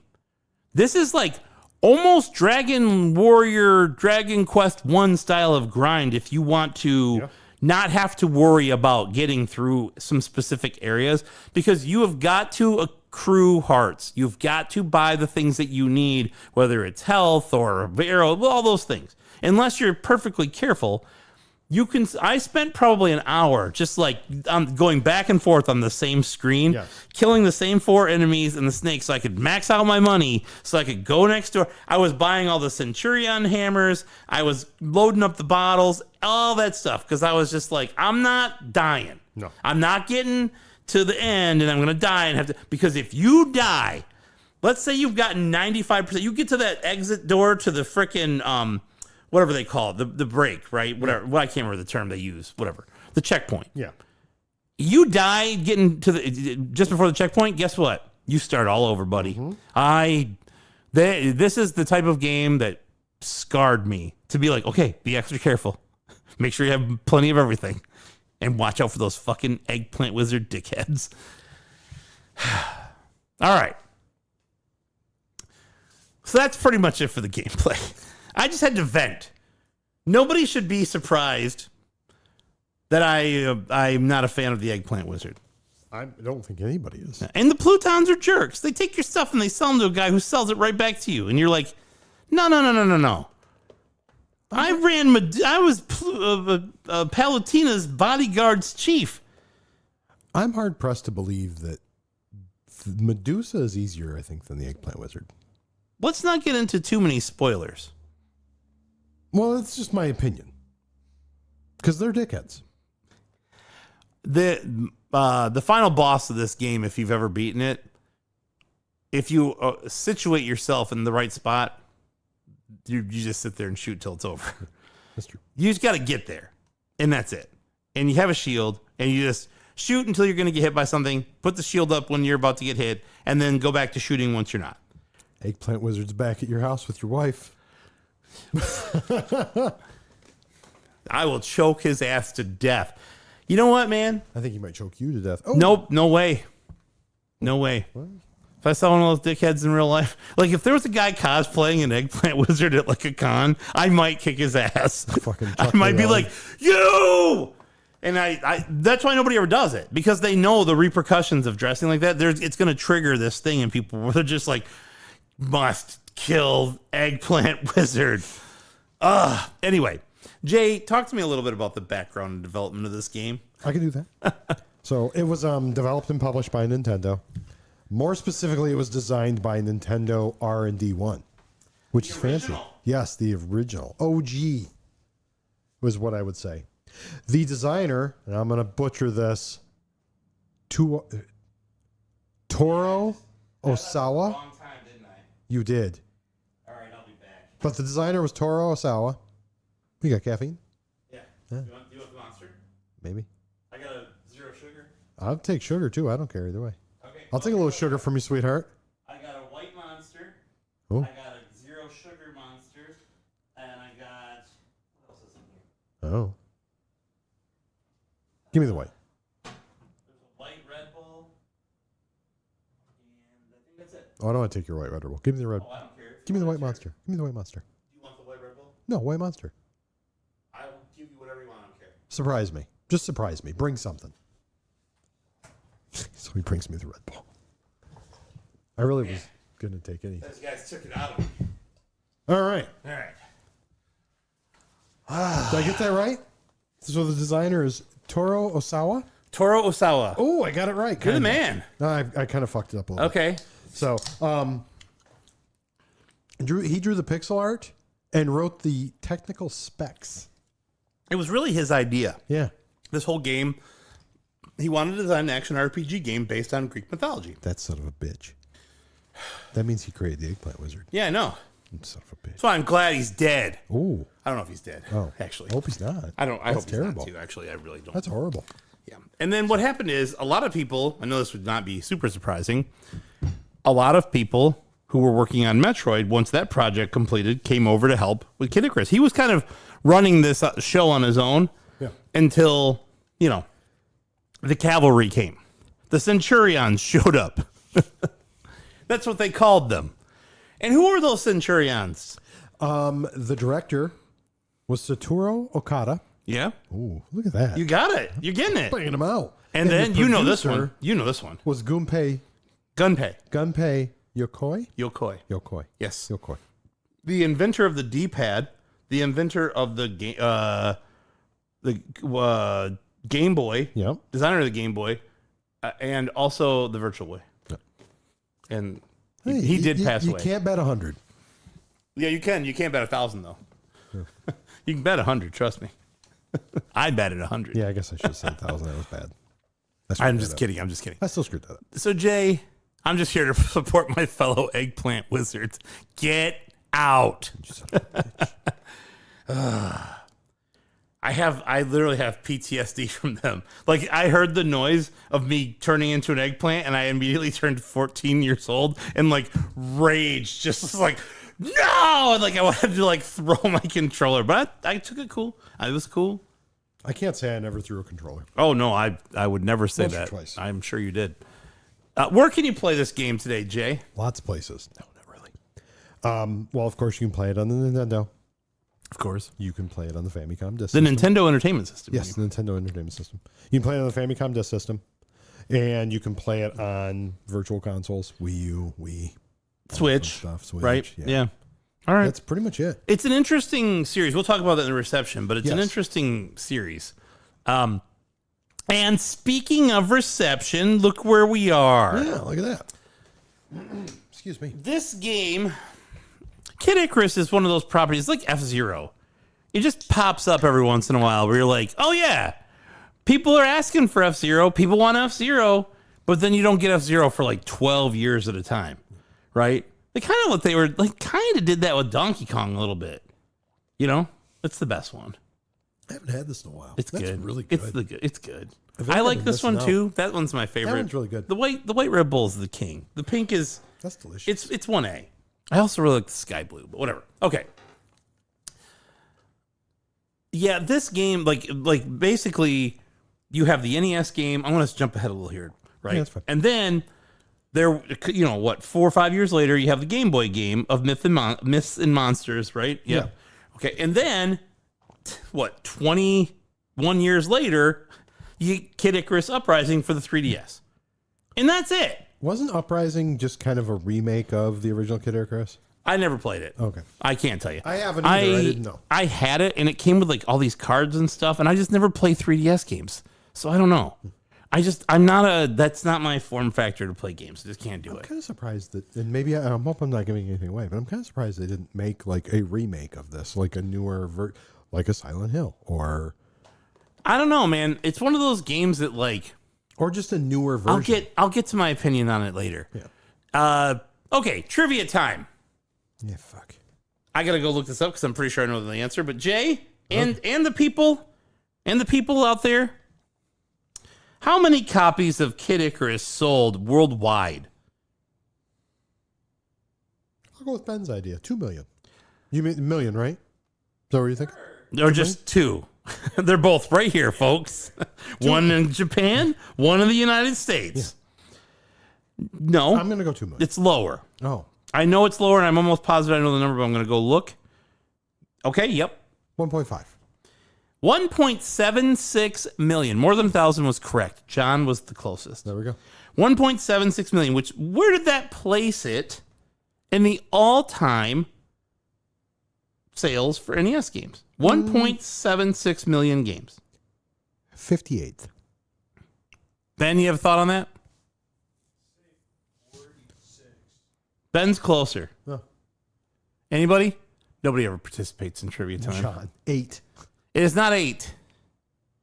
No, 8 is Zelda 2. That's the Adventure of Link. I'm going to guess. Same game, really. I'm going to guess 49. 34th. Oh, it was. It is wedged between Yoshi at 35th and Pinball at 33rd. Really? Yeah. Yep. Weird. Pinball, which came out, what, in 85 here, right? That was part of the first 17, I think. So 8, 9. No, it's neither of those. It's not 10 either, John.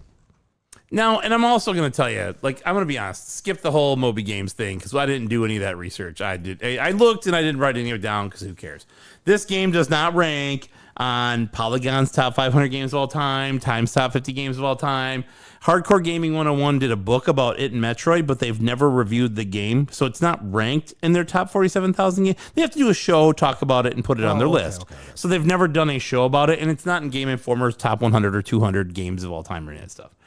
This game is, from a reception perspective, it sold really well. I think it's one of, if you go back and look, it's one of the first like action RPG style platformers that wasn't tied to like a Zelda. I can't say tied to Zelda or Metroid because that's when they came out too. So it's was of the same ilk. Was this one of the first of the adventure series? When the silver box, I guess I should say. Well, how many silver box games are there? 3? Metroid. Yes. There's Metroid. Because Zelda's a gold box. I get it. But that's not considered part of that lineup, is it? That's not a silver box game. There's Metroid, there's Kid Icarus, and there's Rad Racer. Okay. Unless I'm missing one, I think there's only 3. And then I would say Zelda is part of the adventure series still. I don't know. Where is that Zelda carrot? Is it over there? Where did I put that carrot? Watch the carrots. Road Rash is also in the adventure series, I was told. There's one right behind that if you want to look at it. Pull the one out from where the magazines and stuff there are. The magazines are everywhere here, by the way. It's in a case. It's like in a plastic case. If you don't see it, whatever, who cares? I just saw it. Oh, it's right here. Yeah, it's right there. But anyway, who cares? I think it is. I think it's got the little dude swashbuckling on it somewhere. Maybe it's on the box. I don't remember. Who cares? I keep saying who cares, but then we keep talking about it. So anyway. No, but yeah, I just didn't know. I think that's right. I think it's one of only 3 of the silver box games. So they were. Is that the first of them, though? Was that the first? No, Metroid came out first. Okay. Because Metroid came out before this. Like they said, once it was finished in development. Oh, yeah. It came out in 86, but it couldn't have come out much later than December 16th of 1986, right? Yeah. So Metroid would have come out first, and then I think Rad Racer was after that. Okay. It was 87, I think, for Rad Racer 2. But I don't know. Well, not Rad Racer 2, Rad Racer as well. Yeah. What about Road Rash? Well, that's not. Yeah. That's Electronic Arts. Okay. All right. So I think it's time to call our friends. What do you think? Yes. Okay. Sorry, I was taking a drink. Who should we call first? Since I don't think Robbie's out there. I haven't seen him say anything. Well, you think Robbie knows we're having a show tonight? Probably not. We're going to find out. Probably not. So we probably should call John first while you touch base with Robbie. Yeah, let's go ahead and call John. All right. And I got to get teams going because Skype is dead. As dead as dead. And we're going to see if this works. And if it didn't we'll see if Streamlabs didn't fuck this up too. Yeah, we'll see. You guys may or may not hear John in a few minutes. Let's see. John, let us know when you're ready to talk. He's playing Road Rash. Oh, he just went green. Oh. I hate when people say that. Oh, he's on green. I'll message him. Oh, hold on. I'm messing with what she says. Hi. That's why you always put it unavailable. Do you have a quick minute to talk? Are you pinging him? Is that what you're doing? I'm pinging him. We're using Teams. I'm pinging him. It's all corporate speak. Oh, he saw my message. I can tell the eyeball. Oh. Wait, where am I? We'll see if Robbie's around too. Tiger Wolf, you're in the middle of a meeting. Yeah, we're just trying to. We don't want to boil the ocean. Am I reaching out to Robbie or should you? I got a few. I'm feeling really conspiratorial. Oh, uh-oh. Oh no. We may have plenty of time for. Let's call Robbie, our friend, John Young. Oh, okay. Is this heaven? I was all ready. Thank you. Hello. God, I love this song. And I love the gentleman that is going to be on in 1 second here to talk to me. Smooth. It is KC Masterpiece, the barbecue sauce boss himself, Mr. Famicom Box, because that's what Tyler says I have to call him. Retro game enthusiast, John Stephen Young. He doesn't really have a middle name. John, how are you, sir? I have 2. Oh, do you? I do. Did you want to? Moving on. You didn't- Yeah, it's John That's for the Eggplant Wizard Young. Oh, I think that's British for cocksmith, right? oh, He's a cock Merlin, folks. yes. Well played, sir. Well played. How are you, John? That's like a puppet show. No, I'm good. Sorry, a puppet show. That's not good. No. Let's move on. Okay. How've your weeks been, sir? Pretty good. How about Good. yourselves? I'm good. Mike, how about you? John wants to know how we're doing. Stressed, man. I am freaking out. He's freaking out. I'm actually okay. It's just been a very long day, and it's not over yet. I get that. Yeah, I know you do.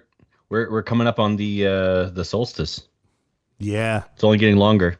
Yeah. What day is that? June 21st? 23rd, I want to say. I don't know. Somewhere in that area. Longest day of the year, right? Yeah. Any Little day I summer have to solstice. deal with Jay is the longest day of the year. The winter solstice is the shortest day of the year. Every day when you're with me is like a winter solstice. The time flies by. You can't. You just wish there was more hours in the day. When It's I'm like around. being in jail. So, John. And the equinox is when the acceleration changes. Yeah, that's no good. Anyway, so you play anything recently? If you go onto the Patreon, or sorry, if you go into the Discord, which you can get to through the Patreon, you'll see what I've been playing, which has been Slay the Spire, because Tiger Wolf reminded me that exists, and I like that game. I feel like I have to play that one next. As soon as I kick this Balatro crap, I want to have like my challenge. What I found with Balatro is you want to have like this one magical run. You're trying to gear up for this perfect run where you're just like, this is it.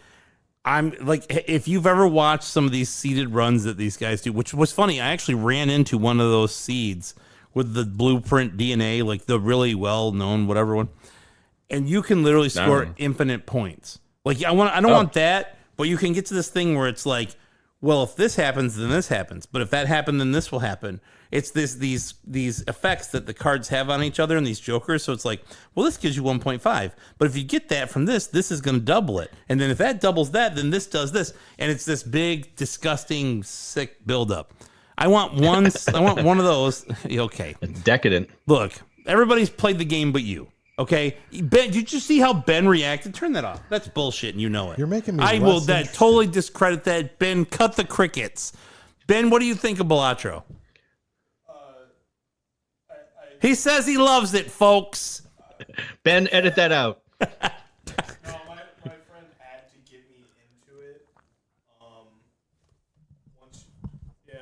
My friend had to get me into it. Once I got into it, it was just a numbers game, and then Yeah. you malt yourself to victory, and that's it. Yeah, exactly. Can- Exactly. Can I ask Ben a question? No more. You can ask Ben a question, please. All right. One question. Ben, can you edit yourself, or does that have some sort of time paradox issues? He's waiting for the question. He's on a delay here, folks. This He is can't like hear the you. news. We're going live to Ben in the field. Ben, And he's standing there. I don't know. I can tell you the answer. Everything's fine. You'll wind up just like Okay. me, because I used to do it all the time. Ben kind of laughed at that that was one. literally awesome. That was like that was like watching the news when they have somebody on site at a thunderstorm or a tornado that just went through, and they're It's like, windy out here. Hey Ben, how is it out there? And he He's held not- his headphone and just sat there He's and just waited. sitting there And like he was waiting. Everything's great, Cindy. It's great, Bob. The wind has died down. As you can see, a lot of damage around here. Palm trees are down. I assume they're in Florida, right? Anyway, I love now that, like, whenever I'm in like a restaurant and they have the news on, I'm always looking in the background. Is just going to be a truck that's going to hit him, or a goat, or just a guy that says hi? what shit's And I going to go realized down? I just watched too many clips. Yep. But no, it's funny because you're talking about these seeded runs and stuff. I watch very little YouTube for this sort of thing, so I have no clue, and I've honestly never listened to music either, which I hear is really good. So It's fine. I've been playing it wrong. But Tyler did point out that I have way too much time into both of these games. That hurt us So- quite a bit. I didn't see, but Jay brought it up earlier, and wow. 447 hours. So There's sometimes you leave Here- the game on and forget. exactly. Event or product. So That's true. You don't. yeah, there will also be times where I like play during lunch and forget, and then like come back in like 3 hours it's still going. So, but that's not. I would say at least 80% of that's real time. I thought you were going to say AFK. Most of it was away from No, the no, no. keyboard, but there's no keyboard. I use touchscreen. Anyway, all right, enough about don't- Balatro. Yeah, Let's talk about right. the original Balatro. Kid Icarus. nice smooth transition. Nothing like a segue. That was about as smooth as a dirt road with flat tires. Oh, Jay loves a segue. Jay, do you know how that guy died? Yeah, Sorry, he a actually went off flashback. a cliff in a Segway. Nice. Nice. Holding hands with the rascal guy. Holding hands with the rascal guy. Yeah, the rest. Yes. Yes. I see you have the inferior 4-volt model. Yes. All right. Kid Icarus. I've heard of it. Look at all the levels now. Are we looking at levels? Yeah, we as you know, we had a little bit of a delay because we were having technical issues. Nothing was showing up or working. Now all of a sudden they're all showing up for some reason because Streamlabs decided to update and remove and change and whatever. Anyway, And you so fixed it, John. Kid Icarus is a game. Kid Icarus is a game I played. End of book report. It has many interesting stories. It is a land of contrast. It's about a kid named Icarus who flew too close to the sun. That's right. And then the one thing the actual teacher would get me on would be like Medusa running the underworld. I think she's administrative at best. Yeah, she's not really doing much. Anyway, go ahead. But no, so this game is so weird and quirky. I do really enjoy it. It's got Battle of Olympus feel for, I'm sure, obvious reasons, because part of the influence other than, Zelda 2. But then also it's got those little Metroid elements that are like completely used differently. And then I really, we'll talk about this one at some future day, I'm sure. But Monster Party also kind of always gives me that Kid Icarus vibe. And Kid Icarus was the first of all those games I really played, maybe Metroid. But I hated it. At best, you get past that first, scrolling up level, and then you get into that second one, then the dickheads get you. Fun, we're old enough to know that this is the order of operations. Dickhead, I really think the eggplant being a penis came from people calling those guys dickheads. Maybe. It's a good No, possibility. probably not, but we'll say that's true. Probably Put it on not, the but wiki. maybe. So, no, I hated it. And then later on in life, at some point, I just No, I really hated it. Sorry, I hated this game. No, there was a fun aspect to it, but it was always just too hard. And then at some point, I just like you said, grind the hell out next to that one shop, max Yep. out as many He knows hearts exactly as the you can. shop I'm talking about. Yeah. Oh He yeah, knows yeah, it. I know which one you're talking about. And legitimately, then it's all right. All of a sudden, this becomes an easy game, and then really those last couple of levels, I don't think there was. It's not like Contra or Double Dragon 2, where it's all right, what are the chomper sequences? Where do I have to watch out? Where's this guy going to jump out and kamikaze me? Yep. No, it's pretty straightforward. I also, sorry, one more quick thing. The password system. Yeah, Do we haven't talked about the password system. No. This game was originally developed on the Famicom Disk System, which allowed for triple the space of a Famicom card at the time, but also allowed for you to save your progress to a writable media. Yes. Right? But that disk system never came out in America. So they modified it before they implemented what they did with Zelda, right, with the battery saves and all that. They used a password system, which I believe is 24 characters. Is that right? It's a 24. Sounds about right. I think it's a 24 character password system that has both numbers and letters and uppercase and lowercase letters. So go ahead and talk to me about the password system and where you're going with that. For a young man with bad handwriting and a want to continue, this was the bane of my existence. But it was also the first time I put in the wrong password and it worked. And you're like, all right, now we're going to do some code breaking. Right. 80s style code breaking where you just change a couple of One letters. variable. Yeah, let me change this from an E to an F. What did that do? Exactly. Nothing. It doesn't work. Crap. So me and my friend Brandon had a whole notebook of just different ones we had tried and stuff. And not because we thought we were making good progress. It was just more of a, well, we have nothing better to do. Yes. That's exactly had a- why you did it. Because you're like, well, I have time to sit here and change each letter of this 24-character password to see how it affects my arrows. Right. And I don't know if you know this about South Bend, Indiana education system, but we're not learning combinatorics at the time. So I don't know how many, what permutations. I'm going to be so embarrassed if that's not right. I won't tell it. Nobody's listening anyway. Don't worry. There's an order component to it.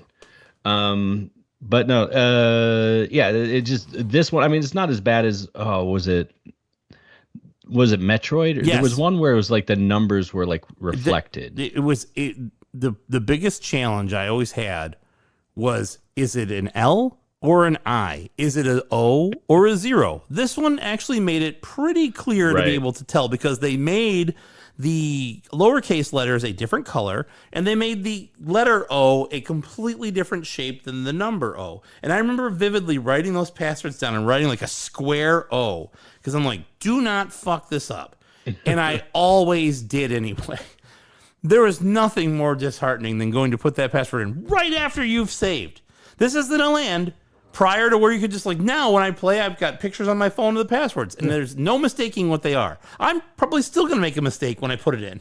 But I'm like writing that down as a 13-year-old. I was like, okay, this is how I became careful. So, but it didn't matter. All right. So one more, let me know if I just have Stockholm syndrome.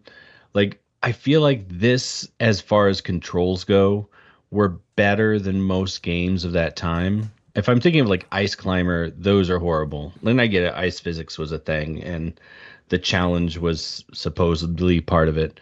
But like for me, like these controls still felt good, similar to Metroid, in a way that you knew that they were a little janky, but you felt like what you were actually inputting was being conveyed onto the screen. What did I say to you, Jay, a couple days ago when we were playing this game at my house? Were you talking about the ice physics?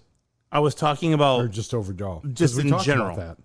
So, that the controls feel a lot like they feel like a Metroid control. But they also that this was how I learned hand-eye coordination Yes, for video Yeah. games. Yes. Games like this allowed me to go, okay, I'm not going to hold jump down that long. I'm going to go over this far and I'm going to land in the middle of I would practice like landing in the middle of those like floating bars that would go up and down. Like, okay, I do not want to hit the edge or fall off. I definitely felt like it wasn't perfect physics, right? But it was like good enough where I was like, okay, I feel confident that what I do is going to be properly conveyed on the screen, right? So yes. You understand the constraints of the controls. Right. So even if they aren't acting in Mario is similar, although this first Super Mario Brothers, it does take some getting used to. Yes. Especially if you played other versions of it. But no, I think that there's no, we don't have to go too far down that, but I think for me, like there was a lot of like there was a lot of stuff thrown at the wall for this game, and a lot of it seemed to stick. The problem is that they weren't looking to make a cohesive, everybody can get through this with, no additional help from, the internet. Yeah. Or drawing your own map, as I had said. Yeah. Like going, okay, this is fucking confusing. It's a big square. Yes, I can see where I am and where I've been, but that doesn't really help me. It's still a big square, I don't know. Anyway, sorry. No, but I mean, it was ambitious, and I feel like a lot of the elements did kind of work together once you kind of understood them. Yeah. So what would you say on a scale of 1 to 5? In 0.5 increments. In 0.5 increments, starting with 1.0, ending at 5.0, where do you believe this game would land from a score perspective for you? So, the things I always forget to say, for me, as we know, I like to think of it as like, should people play it? I definitely think people should play it. I do think this is also a very collectible game. A hang tag, everybody loves that. So for me, I want to say it's a solid 4.0. Okay.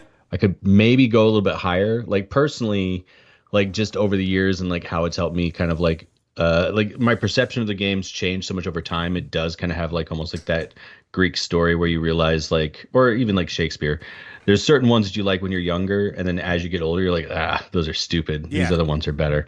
I feel like Kid Icarus is kind of like that for me in that when I revisit it, I have fun. Oh, sorry. One point I did want to make earlier. Yeah. I really loved, I think this was part of the NES remix. I'm pretty sure, if not the first one, then the second one. And then with the what is the Nintendo World Champion, I love playing those games with a game like Kid Icarus because I've spent so much time just playing it and floating through it the way I want to play it. Yep. It's amazing how often that kind of aligns with like a speedrunning thing. So it's like, oh yeah, duck here, don't hit your head, coming through, and you get those snakes before they get too far down, the screen. Yeah. It's just it's fun Precision. to do those little things. Yeah, like I would do them anyway in that game where I'm like, you know what? I'm going to try. Exactly. I've got to get to the end of this level to this checkpoint as quickly as possible. I know that they're trying to stop me from doing that, but I think I know the way to do it. Bounce, bounce, jump, duck, blah, blah, blah, blah, whatever it is. And you're right. They've turned it into that micro game, right? So.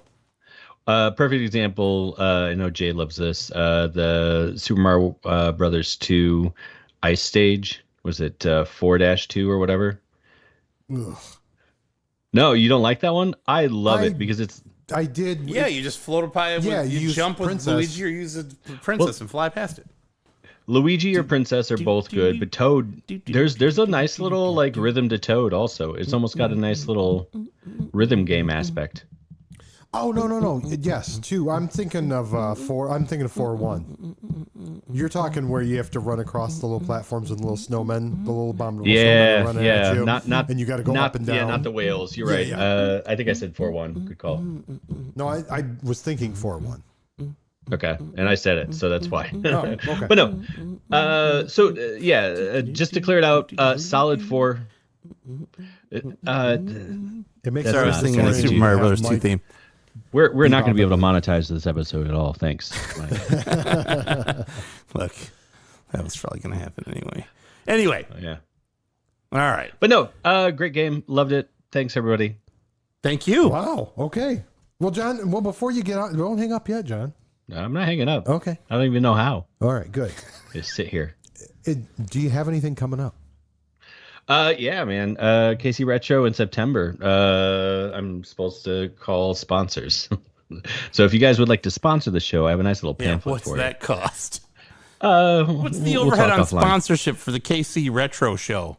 I can get you a discount. Okay, cool. Yeah, good. Do that. We're going to talk then. I'm sure it's 5%. Kalen's seriously thinking about coming down. He might go see a baseball game. We'll official announcement to follow. All right. Ooh, a Royals game would be fun. There's no way Hey. I can go. It's the same Well- week as when I have to go to Las Vegas. Oh well. Jay, I'd be happy to spend some of these LJN funds on bringing you out to Kansas City with Kalen. Wow. There you go. Might happen. Let's talk about it. Might have to. I still got some Instagram funds when I was doing that. Yeah. Oh, all right. Anyway, send me back to the void. Bye, I'll Jen. just send you back to the void. All right, John. Thank you for coming as always, sir, and we will talk to you soon.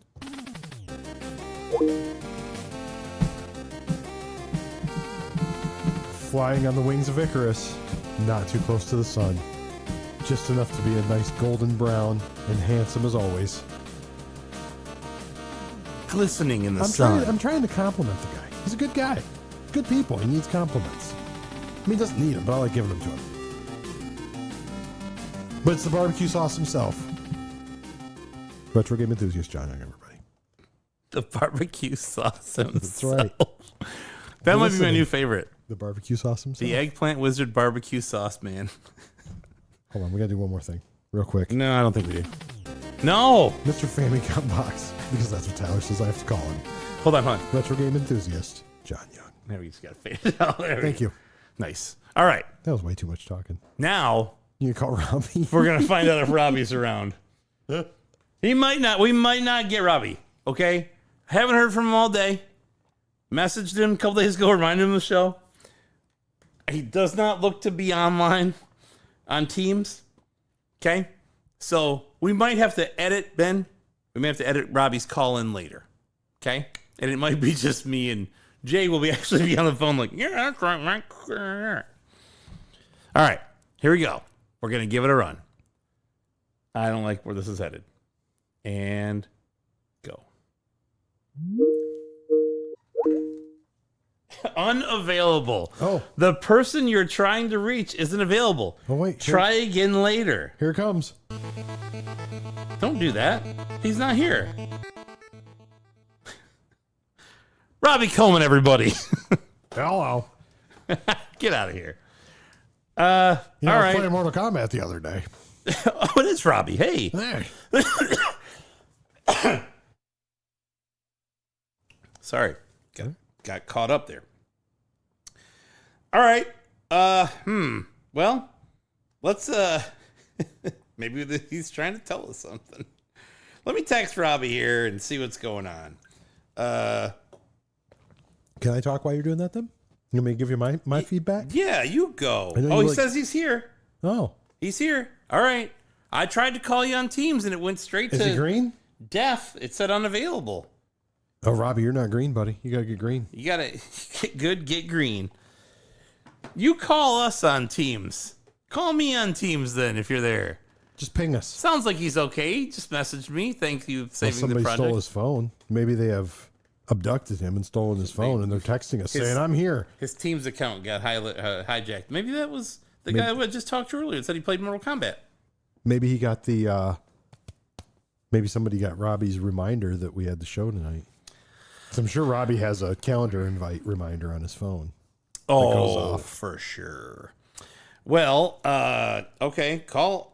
I'm going to tell him. Call us. On Teams. Okay, now if he comes back and says, I can't, I'm tied up with stuff, then that might mean, yeah. I don't know, man. All right. You can just, see, I like that. It's loud and squeaky. I like that Go Ben on. knows because he edits the show. He knows full well what that door sounds like, and he has to hear it in his headphones. He's like trying to be quiet. I'm like, it doesn't matter, bruh. All right, I'm going to try Robbie again. I don't see him as green yet, though.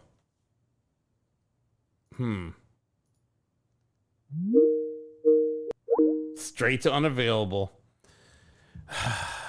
Robbie, we're waiting to hear from you, buddy. Just waiting. Robbie said Teams is dumb. Yeah, well, we don't have many other options. So the real question is, do you want to go, Jay, or do you want to wait for Robbie? I can go if you want me to. I All can be right. pretty quick. I mean, it won't take me too long. So ChronicleBot forgot to tell Robbie. Well, you can blame Tiger Wolf for that. I'm just kidding. It's not. I'm not blaming little you. you guys know, I'm going to let the cat out of the bag. ChronicleBot is actually Robbie. Shh. Too late. Damn you. They have to know. They know We've got nothing. to tell them. All right. They've got to know. So look, you go. Okay. So I played it. I actually, a while back, it was probably about 2 years ago now, I went through and just on a whim, I don't know why, and played Kid Icarus. And I played through the whole game. I played through its entirety. I beat it. It was fun. Brought back a lot of memories. The Eggplant Wizard brought back a lot of hatred. So luckily I did not break. I actually played it on my pocket. So luckily I did not break my. You didn't throw it through the I effing window. didn't break my my Pro controller. Yeah, That well, would have been bad. That would have been. those are not cheap, but you have a backup. Well, no, one's for my pocket and one's for my Switch. Oh, well. I only have two. That's all I have. You only have two? I only have two. You're turning into me. No. You have two for your Switch. I have one for my Switch and one for my pocket. Do I? Yeah, Do I? you do. Do I? Yeah, you have one for your Switch that's upstairs and then one for your Switch that's downstairs. No, I have one for here Oh, sorry. and one for home. Because I know what'll happen if I move it around. You'll forget it. Anyway, Anywho. so you played the game. So I played it, and then you and I, of course, sat down and played it the other day, which was nice. Robbie's green on Teams. That's good. He's going to have to wait now. But All right. it's a lot of grinding. Yeah. I didn't forget how much grinding there was to it. If you want to, if If you want to excel. you at it. don't have to grind the game, No. but it does help in the long run. does That make it a investment lot. in time is returned tenfold later. Yes. And the hand-eye coordination does 100% help. Yep. And that is a big, with games, I think that was a big help with it. As far as playing it or recommending people to play it, yeah.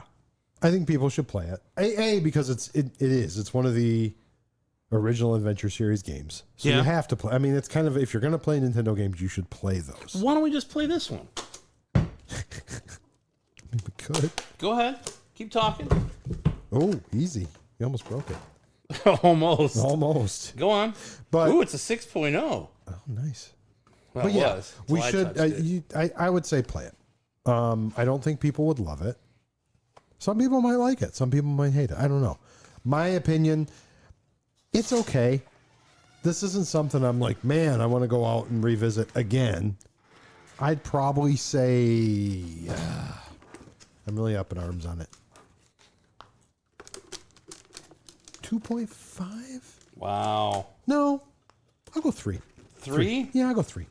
All right. 3. Yeah, for those who were witnessing me dismantling the WADA case, this fell at one point. Oh, that was a long time ago. That was actually one of the shows. Yeah, wasn't the it? top popped off, and then it's a 6.0 CIB. It's not like some rare expensive version. This is literally worth about as much as we'll get to what they're worth, but I paid about what one of these is worth, just loot, like, raw. And we use it as a prop too. It's kind of nice to have because I can like take it apart and put anything in it that I want. Yeah, what did we put in there? Remember we put the Star Commander? Yes. Right in the front or whatever it was. We made like a photocopy the printout. of it? It's over here, I think. Yeah, it was just a photo But copy anyway, of it. all right, so 3.0. 3.0. 3.0. 3.0. 3.0. Say it one more time. 3.0. 3.0. What do you think if we called Robbie? I we think should call him I'm next. going to call him. Third time's the charm is what I've heard. Through 3.0, third time's the charm. There you go. The I was setting that up for you. Oilers were down 3-0. Now it's tied 3-3. That's right. Who knows? Sports, man. Topsy-turvy world. It's your favorite sports ball thing is hockey, I heard. I read that on the internet.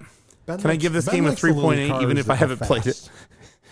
I like that Ben is sitting right here chatting in our chat. Can I give this game a 3.8? You know the rules, Ben.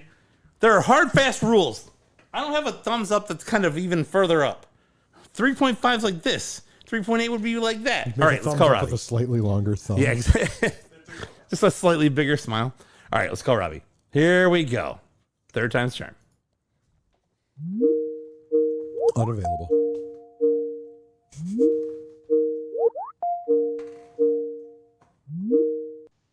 Hey,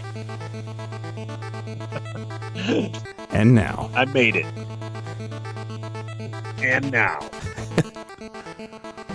The team's grip king of Chicago. login extraordinaire. And Microsoft aficionado number 1. Our friend, 8-bit supremacy, Robbie Coleman, everybody. Not bad. You made it. I figured out technology, the I'm modern world. So proud of you. You've done it. I cleared out my cache on all my apps because my phone was all clunky, and I must have just deleted all my login. Smoked your info, login. So I was really, I was totally like locked out, and I was like, and Lauren and I were watching a movie. We're like an hour into it, and I like took a break to go use the bathroom, and I looked at Instagram, and I saw live Kid Icarus tonight from Lost Joystick Network, and I was like, Oh, no. I wonder if this is happening. And as soon as I logged on, I was like, oh, John's being talked to, so I guess that probably means I'm up. It was funny because it's literally like we're using Teams, which is I used it at my last job for years and years. And not, like I could see you were not online. So John showed up Yeah. online. All of a sudden he's green. I'm like, okay, John's there. You're still like the white circle with the X in the middle. I'm like, oh. So I call him unavailable. Call him unavailable. I'm like, we might want. Now you're red. You know what that means? You're in a meeting. This is corporate world. You're in a meeting. We're in a meeting together. We're meeting to discuss Kid Icarus. Are you familiar with the works of Gunpei Yokoi? Yeah.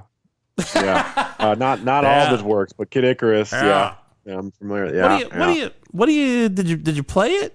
I'm sure you did. I know you. You probably played it arbitrarily, All even right. though you didn't know there was a show. All right. I'm gonna play it last week anyway. Full disclosure. I had absolutely no idea we were doing this tonight. I've just been busy, slipped my mind, didn't check the Discord, nothing. So I was like very blindsided by finding out about this like 10 minutes ago. With that being said, I think I put it out of my mind somewhat because I was like, yeah. I played Kid Icarus. We'll talk about it when we get there. Yeah. Give me the serum. So I haven't played it recently, but I made a point. You know, like I don't know, throughout my adult life, I've made various points to like play specific classic games and go through them because like they're just like, why haven't I done that yet? And Kid Icarus was one of those, and I think that was like during the lockdown era of the pandemic or something. And I was like, you know what? I never played through this game. It's like one of those classics. It's a black/silver box title. I mean, and then I'm like, well, I might as well just go through it. I played through it, and I remember enjoying it. And I think I talked to you about it, maybe even because you were like saying it's one of your childhood games or something, if I remember correctly. It was, yeah, absolutely. And I was like, man, that game just hits in like just the perfect way of like an early Nintendo classic would, like playing Metroid. I don't think it's as good as like Metroid or Zelda, but it's like in that camp of like the Nintendo charm from that era. It has everything you want from one of those kinds of games. It's a little unruly and confusing, but you know, they all are in their own way. It just depends on what you grew up with, which game you got. Yeah, I agree. I think it's when you compare it to Metroid, which I think is a natural comparison between the two. They're both developed right around the same time, and they're both kind of like, you know, the first of how those games kind of worked. It doesn't have the same feel and cohesiveness, even though it is true to the story. It doesn't feel as polished, I think is a good way to put it. But I also think, as I read about the development, that was somewhat intentional. Like they just kind of put non sequiturs in there, like the credit card and other things, where they're like, this isn't supposed to make any sense. It's supposed to be stupid because the people in R&D1 have this really weird sense of humor, and that was kind of the whole thing. So I could see that now. It makes sense, but it also kind of caters to why Metroid might have felt a little bit more, you know, in a different feel. Like Kid Icarus is this bouncy, happy music, and Metroid is like,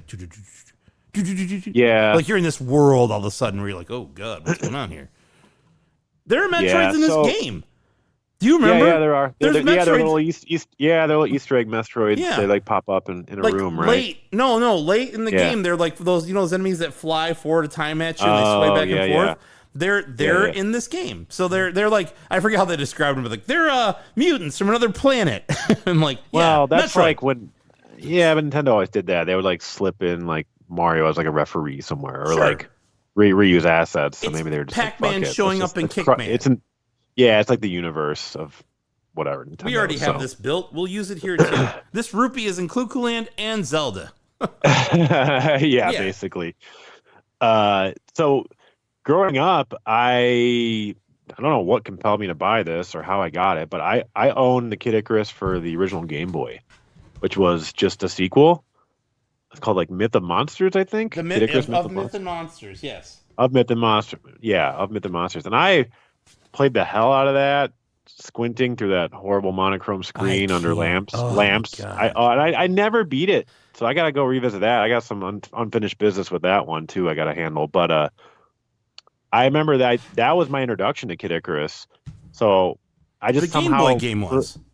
Yeah, the Game Boy game was. I somehow completely missed the NES one. No one ever had it that I knew who had Nintendo games growing up. Never in anybody's collection. Never at the rental store. I just missed it. I don't know. So then that's kind of why I made a point to go check it out finally as like a middle-aged man. Like, I should probably play this at some point. I've been telling myself for 20 years I'll play this game, and now try 30, try 35. Yeah, sure, okay. I was trying to be kind. Yeah. But it's good. I like it. I don't know. Rating it. I'm gonna be a little generous. I'm gonna give it a 4. I mean, it's pretty cool, man. It's like fits right into the early Nintendo universe. It's not a stinker in any way. It's a little like rough around the edges, but it's all there, man. It's a comprehensive, good time, like early Nintendo game. 4.0. Yeah, I'm gonna give it 4 for sure. All right. Well, good news. We already got the 4.0 sign up on the screen. I got to print more of these. Nice. I've been so busy. I've got to print. I have to basically print 5 of each one. And right now I have 1 of each one. So we're just going to say Imagine 2 of these orange guys and how excited and happy they are. That's the look Nice. on Robbie's face when he finally played it 30 years later. He's like, That's the look on my face when I figured out how to log into Teams. this is this is the look on my face when I figured out how to log into Teams. Actually, it's probably more like this. This is probably closer. I wasn't asleep, but I sure as hell wasn't enthused by it either. Anyway, Yeah. well, good. I'm glad you were able to successfully log in and have this conversation. Anything else? I mean, I know you weren't super prepped. Hey, Sorry, I need to. Nah. I mean, there's not really many updates over here. Like, I tabled a convention over the weekend with Kaylin. Yeah. That was fun. Made some money. I didn't buy a single thing, which I think that's the first time that's ever happened to me at a convention. Like, I walked the floor and I was like, I honestly don't see anything I want.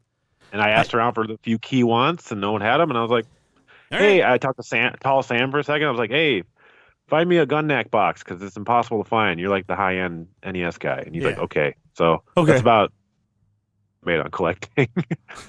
That's funny. Yeah, I kind of am in the same space where, like, Tiger Wolf's like, why don't you get all the LJN box games? I'm like, I should. I actually need to do that. I have Yeah. a really nice Back to the Future. I think it's a pretty nice Friday the 13th. I have most of them are pretty good, but Yeah. I don't have all of them. So I need to wrap that up. I think I need to do that. Yeah. Shankus was there. He came out, and then he almost bought my Rolling Thunder 3, and then he did a lap around the convention. He came back. He's like, I saw a nicer one cheaper, so I bought it. I was like, that's fine.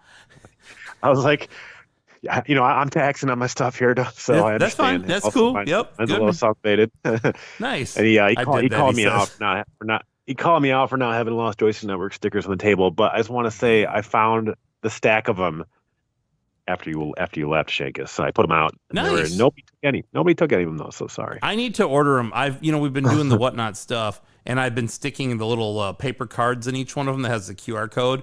And I'm gonna start like 3D printing some stuff to kind of like toss into these packages with people. But I do feel like it's been like helpful, right? Like we've definitely gotten like some reach from that, like new listeners and followers and all kinds of stuff. It's kind of been neat. So, but yeah, I'm gonna have to order more. Is my point, because I'm starting to give them away every time I send something out. So Yeah, I mean, I think that's it, man. I mean, All right. I've probably gotten some stuff in the mail that don't even remember because I ordered too much shit. So. you got the arcade box.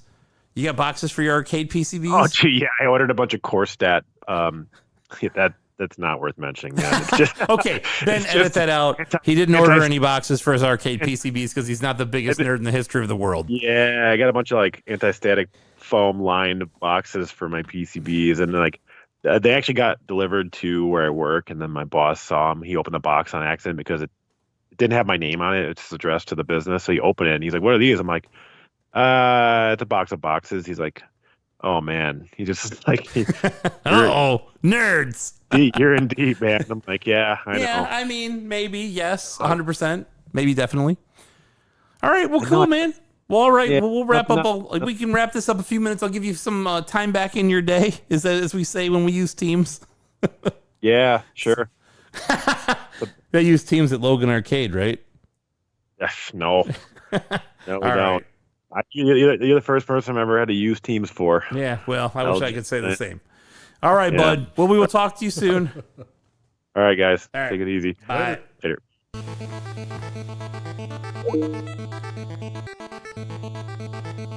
The man who wrote the book on Teams usage, the Microsoft Grip King of Chicago, and CRM fan number one,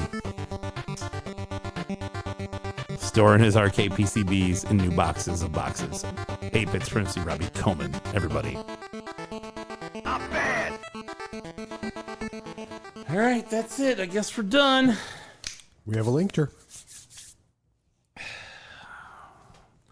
Good talking to you guys, and have a good Juneteenth coming up, week from today. You giving your? Oh, right. Yeah, I was kind of You confused gotta there. give me What- this. What are You you gotta doing? set me up. We gotta. Hey, Mike, what do you think of the game? You haven't given us your score yet. Mike, you seem like you have some thoughts and ideas around this game. Perhaps you should share them. Hey, Mike. Yeah, I was thinking. go on. I'm curious to know what your thoughts are around this game. I don't have any. What kind of reactions you have? None. Loves, hates, interests. What game are we talking about? Kid Icarus for the Nintendo Entertainment System came out in 1987. Wow. What episode number are we doing? Episode 87. Okay. Oh, cool. They kind of. Yeah. Okay. All right. You got it. Yeah. Okay. You got any thoughts on that? Any interest? I do. All right. Anything you want to talk to us about? I have conflict with this game. Of course you do. I always told myself I loved this game.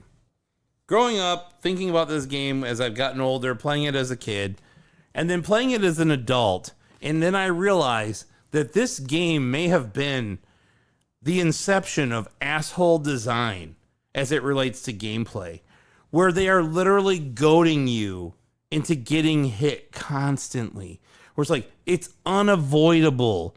Like, okay, you need to stand on this like island, if you will, like a single pillar. You can only, you fit on it perfectly. There's space. There's no space to the left or right. You'll fall into the ocean and die or whatever. But you'll stand there, and then there's an enemy right across the screen from you that's just out of your reach that can shoot you with snow, like the snowman, who sucks. And oh, by the way, you can't stand there too long because enemies will rain from the sky and land right on you, or anticipate where you're jumping. Or what's even worse is those dickheads that come up from under your feet. You're standing in the only place that you can stand. And they're like, oh yeah, by the way, enemies show up at your feet too. So they're coming from in front of you, above you, and then now below you. And you really have nowhere to go. You have to get hit, basically. Like, if you don't, you can play this game and not get hit, I'm sure. Yeah. And I know people have done it. But it's just that thing where it's like, they've set this game up in a way that they're like, we know what you're going to do, and we're going to, it's the Castlevania thing. We know you're going to jump here, or the Ninja Gaiden, but you really have nowhere to land. Of course. You don't have the knockback like you have in Castlevania, but man, just dickhead design. Like, just asshole. Like, all right, it's all gotcha mechanics, kind of, where it's like, oh, you jumped? Haha, you're dead, idiot. Why would you jump there? Well, I have to continue moving forward in the game. Yeah, we knew that. That's why we put the enemy that would instantly kill you right there. And you're like, oh, cool, thanks. I'm so glad I paid for this experience, like that's how I feel. Anyway, all that being said, it's still 5.0. I mean, I really thought that was going to be like 3.5 max. You're like, no, it's a 5.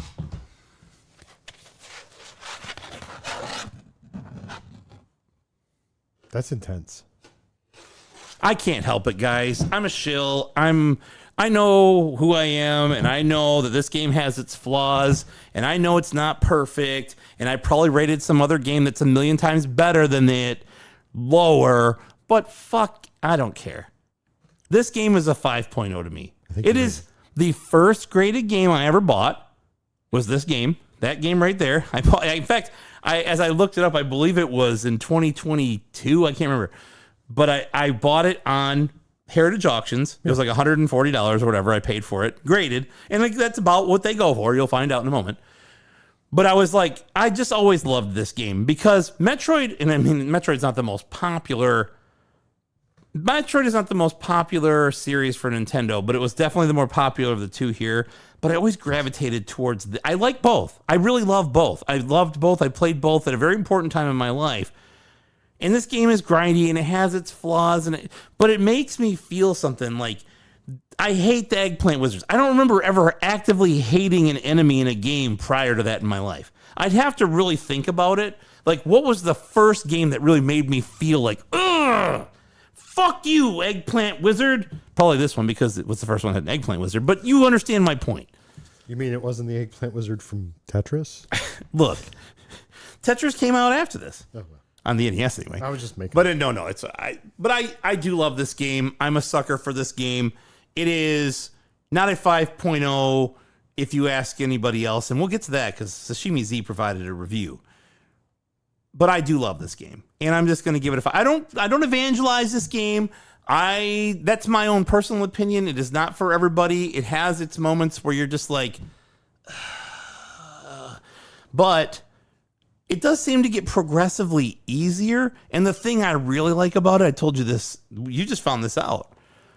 after you beat the game, you can keep playing it. You play it again, and you have all your stuff. You have your fire arrow and your crystal and your bow.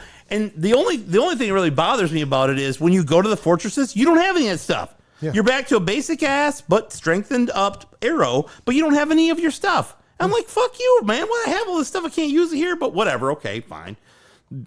Whatever. But yeah, I can't help myself, man. I love this game too much to not give it a 5. Sorry, folks. You know, call me a shill. Call me an NES bitch. NES bitch. Thank you. I just asked you to do both of those things. And finally, somebody does what I ask around here. Do what you ask. That's all I'm saying. All right. Now, put a 5.0 in there. I'm going to put a 5.0 in here for me, and then I'm going to read Sashimi Z's review, and then we're going to jettison through the collecting, speedrunning, and wrapping it up because we got a whatnot show to do after this, which is not ready at all. It's not cooked. He wrote quite a long. Oh man. So I'm going to go to Sashimi Z's review. It's a lengthy one, folks. It's almost as long as the segment of the tale of Kid Icarus from the manual. Here we go. Sashimi Z's review of Kid Icarus. Let me take a quick drink because You'll need it. Not sure if I mentioned, but it's long. Kid Icarus is an underrated gem from the golden age of NES.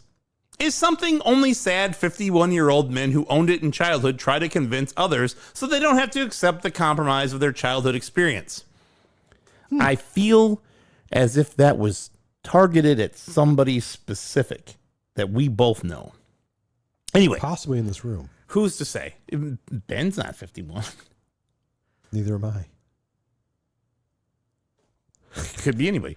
Go ahead. While your friends had Punch-Out and Ghosts and Goblins, you had Kid Icarus and Burger Time. And those were just as good, right? I mean, they are functional video games. Kid Icarus is a hybrid platformer RPG like Zelda 2 or Metroid. Rad. Just like how Animorphs is in the same genre as Lord of the Rings. It's a regular action game, but you have to grind an arcane invisible score to level up or spawn NPCs, which is not shown to you during gameplay and not detailed in the manual. It is actually detailed in the manual, a little bit. Somebody didn't read the manual.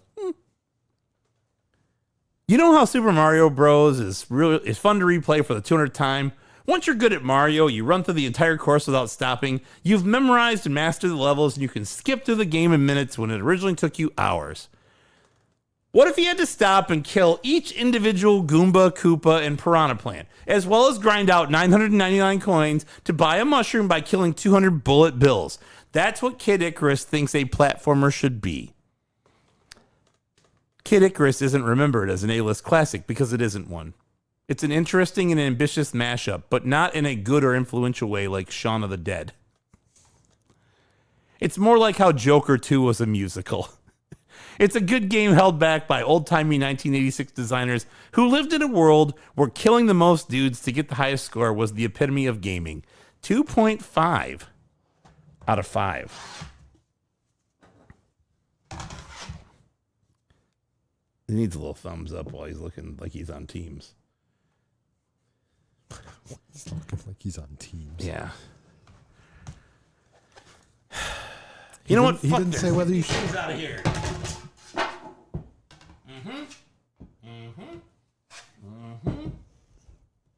Put one right here. What do you think, Jay? You look super excited about this game. Wow. 5.0 it is. Wait, what is happening? Says Tiger Wolf. All right. Hi, you look good. All right. The real question, should you play it? Do you think you should play this game? Do you think people should play it? With that look on your face, it's hard to say no. Yeah. Okay, good. Moving on. I think it should at least be a one-time deal. Yeah. Moving on. Let's talk a little bit about collecting this game. We'll breeze through this stuff. Okay. This is one of the 3 NES Silver Box games. It's part of the Adventure series we talked about. The black box series of games, but in silver boxes, which I think is cool, you know. It's right here behind the smiley face, the 5.0 face. We already talked about this, but can you name all the NES Silver Box games, Jay? Can you? Can you? Maybe. I'm going to say it's Kid Icarus, That's one. Metroid, Yep. and Rad Racer. There's a 4th. Road Rash. Yes, exactly. You got it. Man, I thought I was going to trick you with that one. I thought I had a heart attack. That's terrible. What happened? All of a sudden, he got really violent. All right. There are multiple variants of this game. There's a 5-screw cart, which is behind our happy friend here. And then there's the 3-screw Rev A version of this cart as well. Which one's that? This is a 3-screw circle seal, I believe. I think it's the Rev A. It could be a 5-screw. You know what? I just looked in it. Let's open it and find out. I can't remember. Who cares? You want me to open it? No, don't worry about it. Actually, it says right on the front. Hold on. Let me look.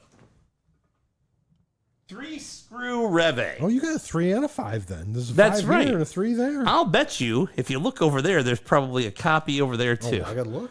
I would guess there's probably a 3-screw copy of it over there. It's in alphabetical order on the bottom. Under, just past Jaws, I'd bet. I just lost it. Oh my God. Wow, Jay's heart. So you got a 3 over there as well? It's a 3. Yeah, okay. So I got 3 of them. Prices on, I'm going to be honest, I haven't really been in tune with NES prices because I haven't sold a lot of NES games recently, and I haven't been buying NES games recently, okay? I don't really buy them that much because I got all of them. A 5-screw version of this game is $30. $30. And then the 3-screw is $24. I was kind of surprised. Forever, this was a $10 or $15 game. Forever, I felt like. And then CIB, $140 for the 3-screw, which is about what I paid, and then $200 for the 5-screw. Okay, so hang tabs. With hang tabs come premiums, right? As we've found. That's right. Did a little research on the population report. These are just general numbers. There are only 8 sealed copies of this game on Wada's population report, with the highest being a 9.4 A+, which is pretty good, and I believe that is a hang tab version. The best CIB, of which there are 57 CIBs, including our friend here, okay, 9.4 is the best CIB that exists. VGA, 17 copies of this game has been graded. 90 is the best grade that they've had. I can't find anything on CGC. I didn't go digging through eBay to find any CGC graded Kid Icaruses. Although I know there is at least one because it was on Heritage Auctions as I dig through the next part of what we're going to talk about, the sales. The most this game ever sold for was actually just a few weeks ago. Or no, I'm sorry, a year and a few weeks ago. It's 2025, folks, not 2024. A Rev A round seal quality, much like this copy, much nicer. 9.4 A+, which is one of the best graded copies there are. $26,250. It is very rare recently that the most a game has ever sold for has been that recent. Usually it is like at the height of the mania in 2021. Yeah.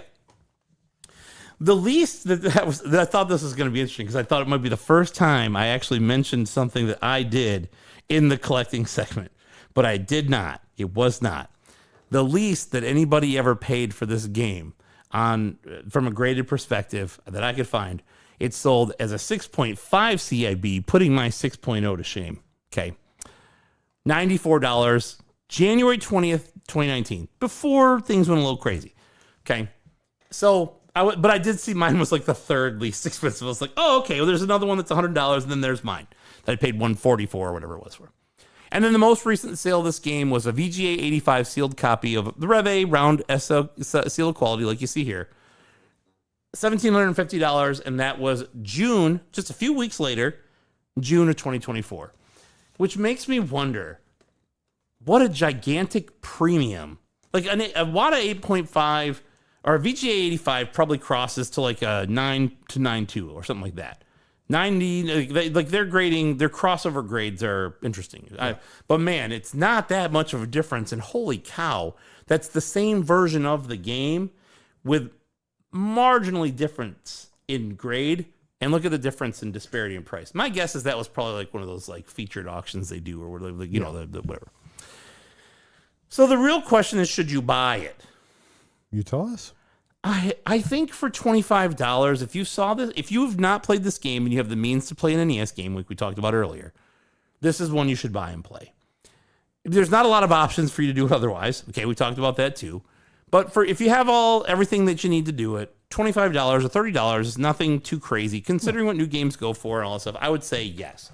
if you're a collector, this is definitely one that you should have because it is an extension of the Black Box series. This is definitely like an early, I wouldn't call it influential, but definitely like a game that people certainly remember from the era, right? One of those first style of this type of game. So I'm going to say, yes, you should buy it. But again, don't spend $25,000 on it. Maybe spend $100. Maybe spend $30. Or something 25. like that. Or $25. Yeah. You know, but those aren't for sale. You can't buy mine. Stop looking at it, Ben. He's like, what? Anyway. What are we talking about? Anyway, Jay, tell me a little bit about the speed running of this game, and then we'll wrap up. There is a ton, but not a ton.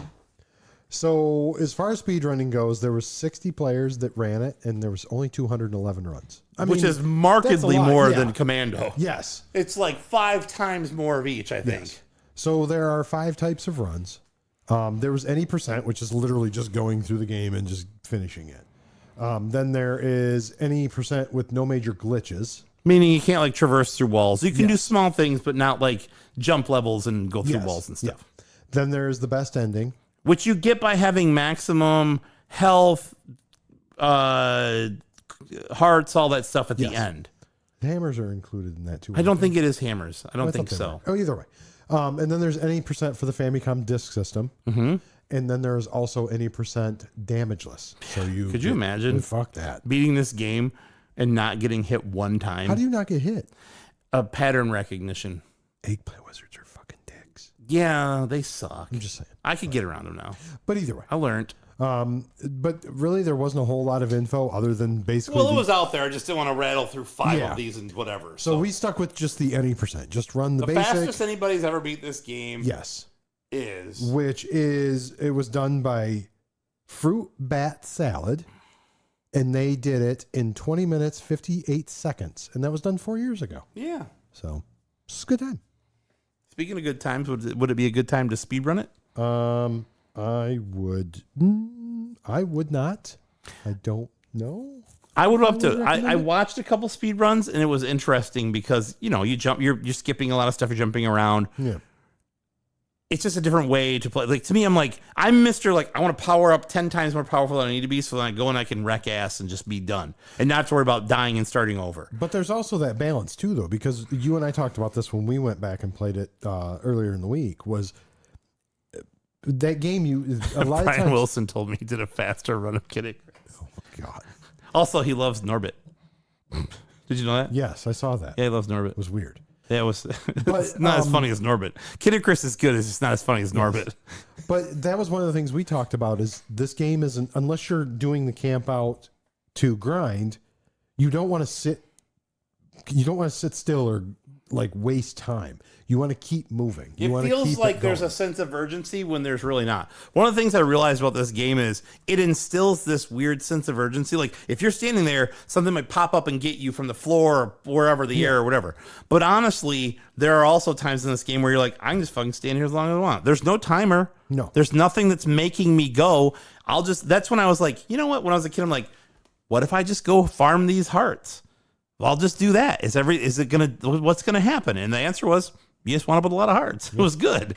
So anyway, But yeah, so I don't know. I don't know if I'd speedrun it. I wouldn't. no, I'm not gonna speedrun this. Yeah, I don't think. I would say no. Don't speedrun it, So Jay, Mike. I think that's a show. Oh, okay. I'm like, that was a dramatic pause. Thank you for allowing it to breathe. I did. I don't know if so. Here's the challenge. I've got to figure out when our next show will be because I have to travel to the land of steamed hams. I've got to go to upstate New York to Albany. But anyway, Should tell Clearvis to come. he meet up with is Clearvis is all like, I don't know if you know where Albany is in the state. Yeah, Like I know. the state of New York is like this, right? It's up here. you. Yeah. It's on the Hudson Bay, all the way up there. I'm going to see a customer up there. You have to go all the way down and all the way over in New York. I was going to say, Mike's in Manhattan. Mike's on Long Island, halfway on the south he's side, like halfway probably down the island. hours away from you then. Oh, 4 or 5. Yeah. One of my coworkers from Buffalo is driving over. It's going to take him 3.5 to 4 hours to get there. It's like Buffalo, Albany, Mike. Last time I was in New York, I was in Poughkeepsie. Yeah, so that's south. That's down like 3/4 of the way south. You would go straight north from Yeah. Poughkeepsie to get to Albany. Been Anyway, Buffalo and Poughkeepsie. but Those my are the two point places is, I've been. yeah, I've got to figure it out because I'm supposed to be in Albany on the day we're doing the next show. So I've got to figure out if when I can schedule. So we'll let everybody know. ChronicleBot will put the word out. Also, it's going to be episode 88. We've got to figure out what game we're going to do. What game that was released in 1988. And I know we've been sticking on the NES stuff, 85, 86, 87 here. This is NES time, right? This is the prime 87, 88, 89. These are the prime years of the NES. Like, this is it.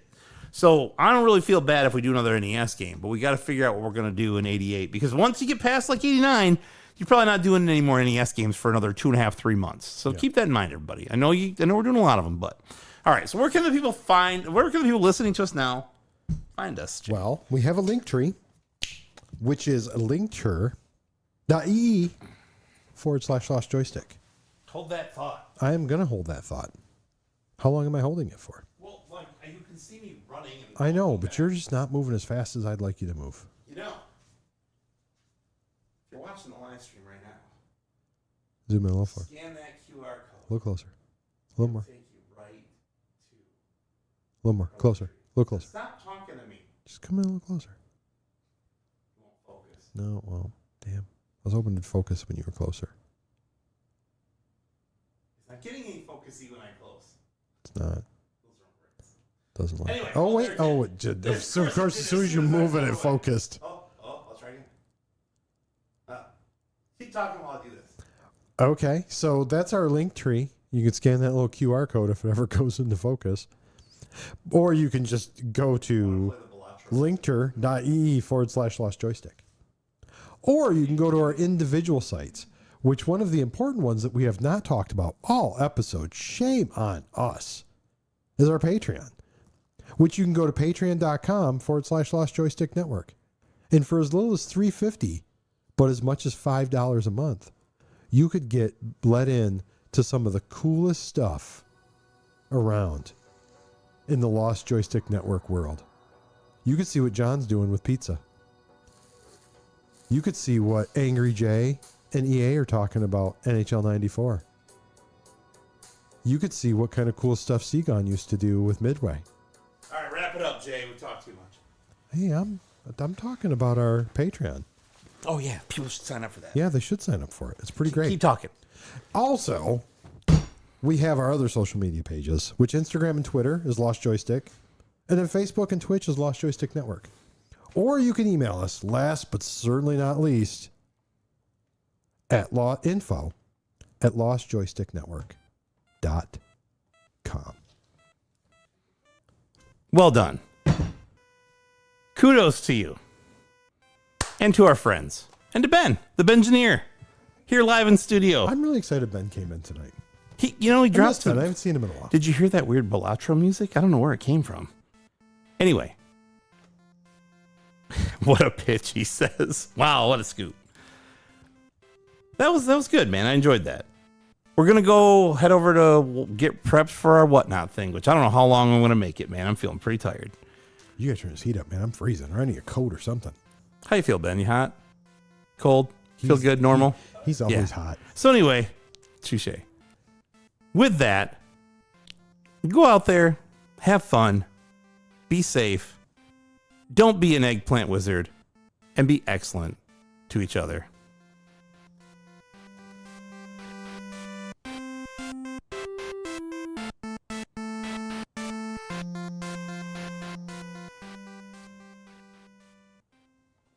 It sounded like a big fart, but it was the chair. Remember when the head coach of the 49ers did that? Yes. Thomas Sulu. He was like, we're going to take it one day at a time. And he goes, hold on. And he farted, and they were like, oh, yeah, that was the leather chair. No, it wasn't, dude. You ripped one. In the middle of your press conference, you NFL coach. All right. You out, Ben? You sticking? Oh, just about, yeah. Oh, I thought, what? I don't know what that meant. Are you guys going right into the whatnot right now? I think we're going to start. We started at 11, so 20 minutes. So that's up to you. Think you'll make it? Well, no. I am going to head out before that. Okay, cool. Did you mention the TikTok during the socials? No, shit. Oh, my gosh.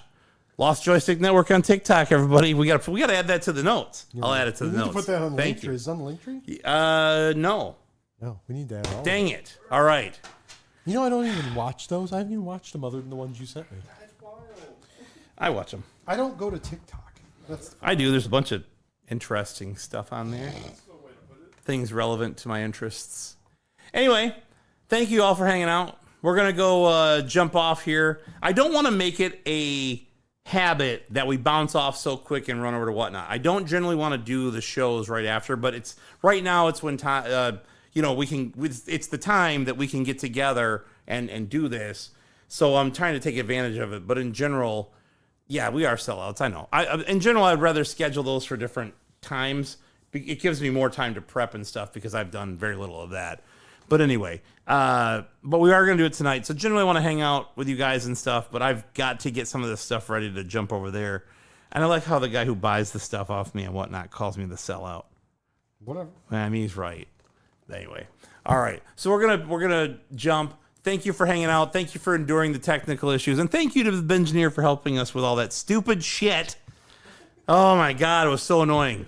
I didn't even know it updated. That's what pissed me off. I'm like, what's happened here? Oh, I see. So anyway, until next time, it will probably be in a couple of weeks. It may be Thursday or Friday. I don't want to make it Thursday because that's going to get complicated. But we'll figure it out. What you guys know on the Discord and on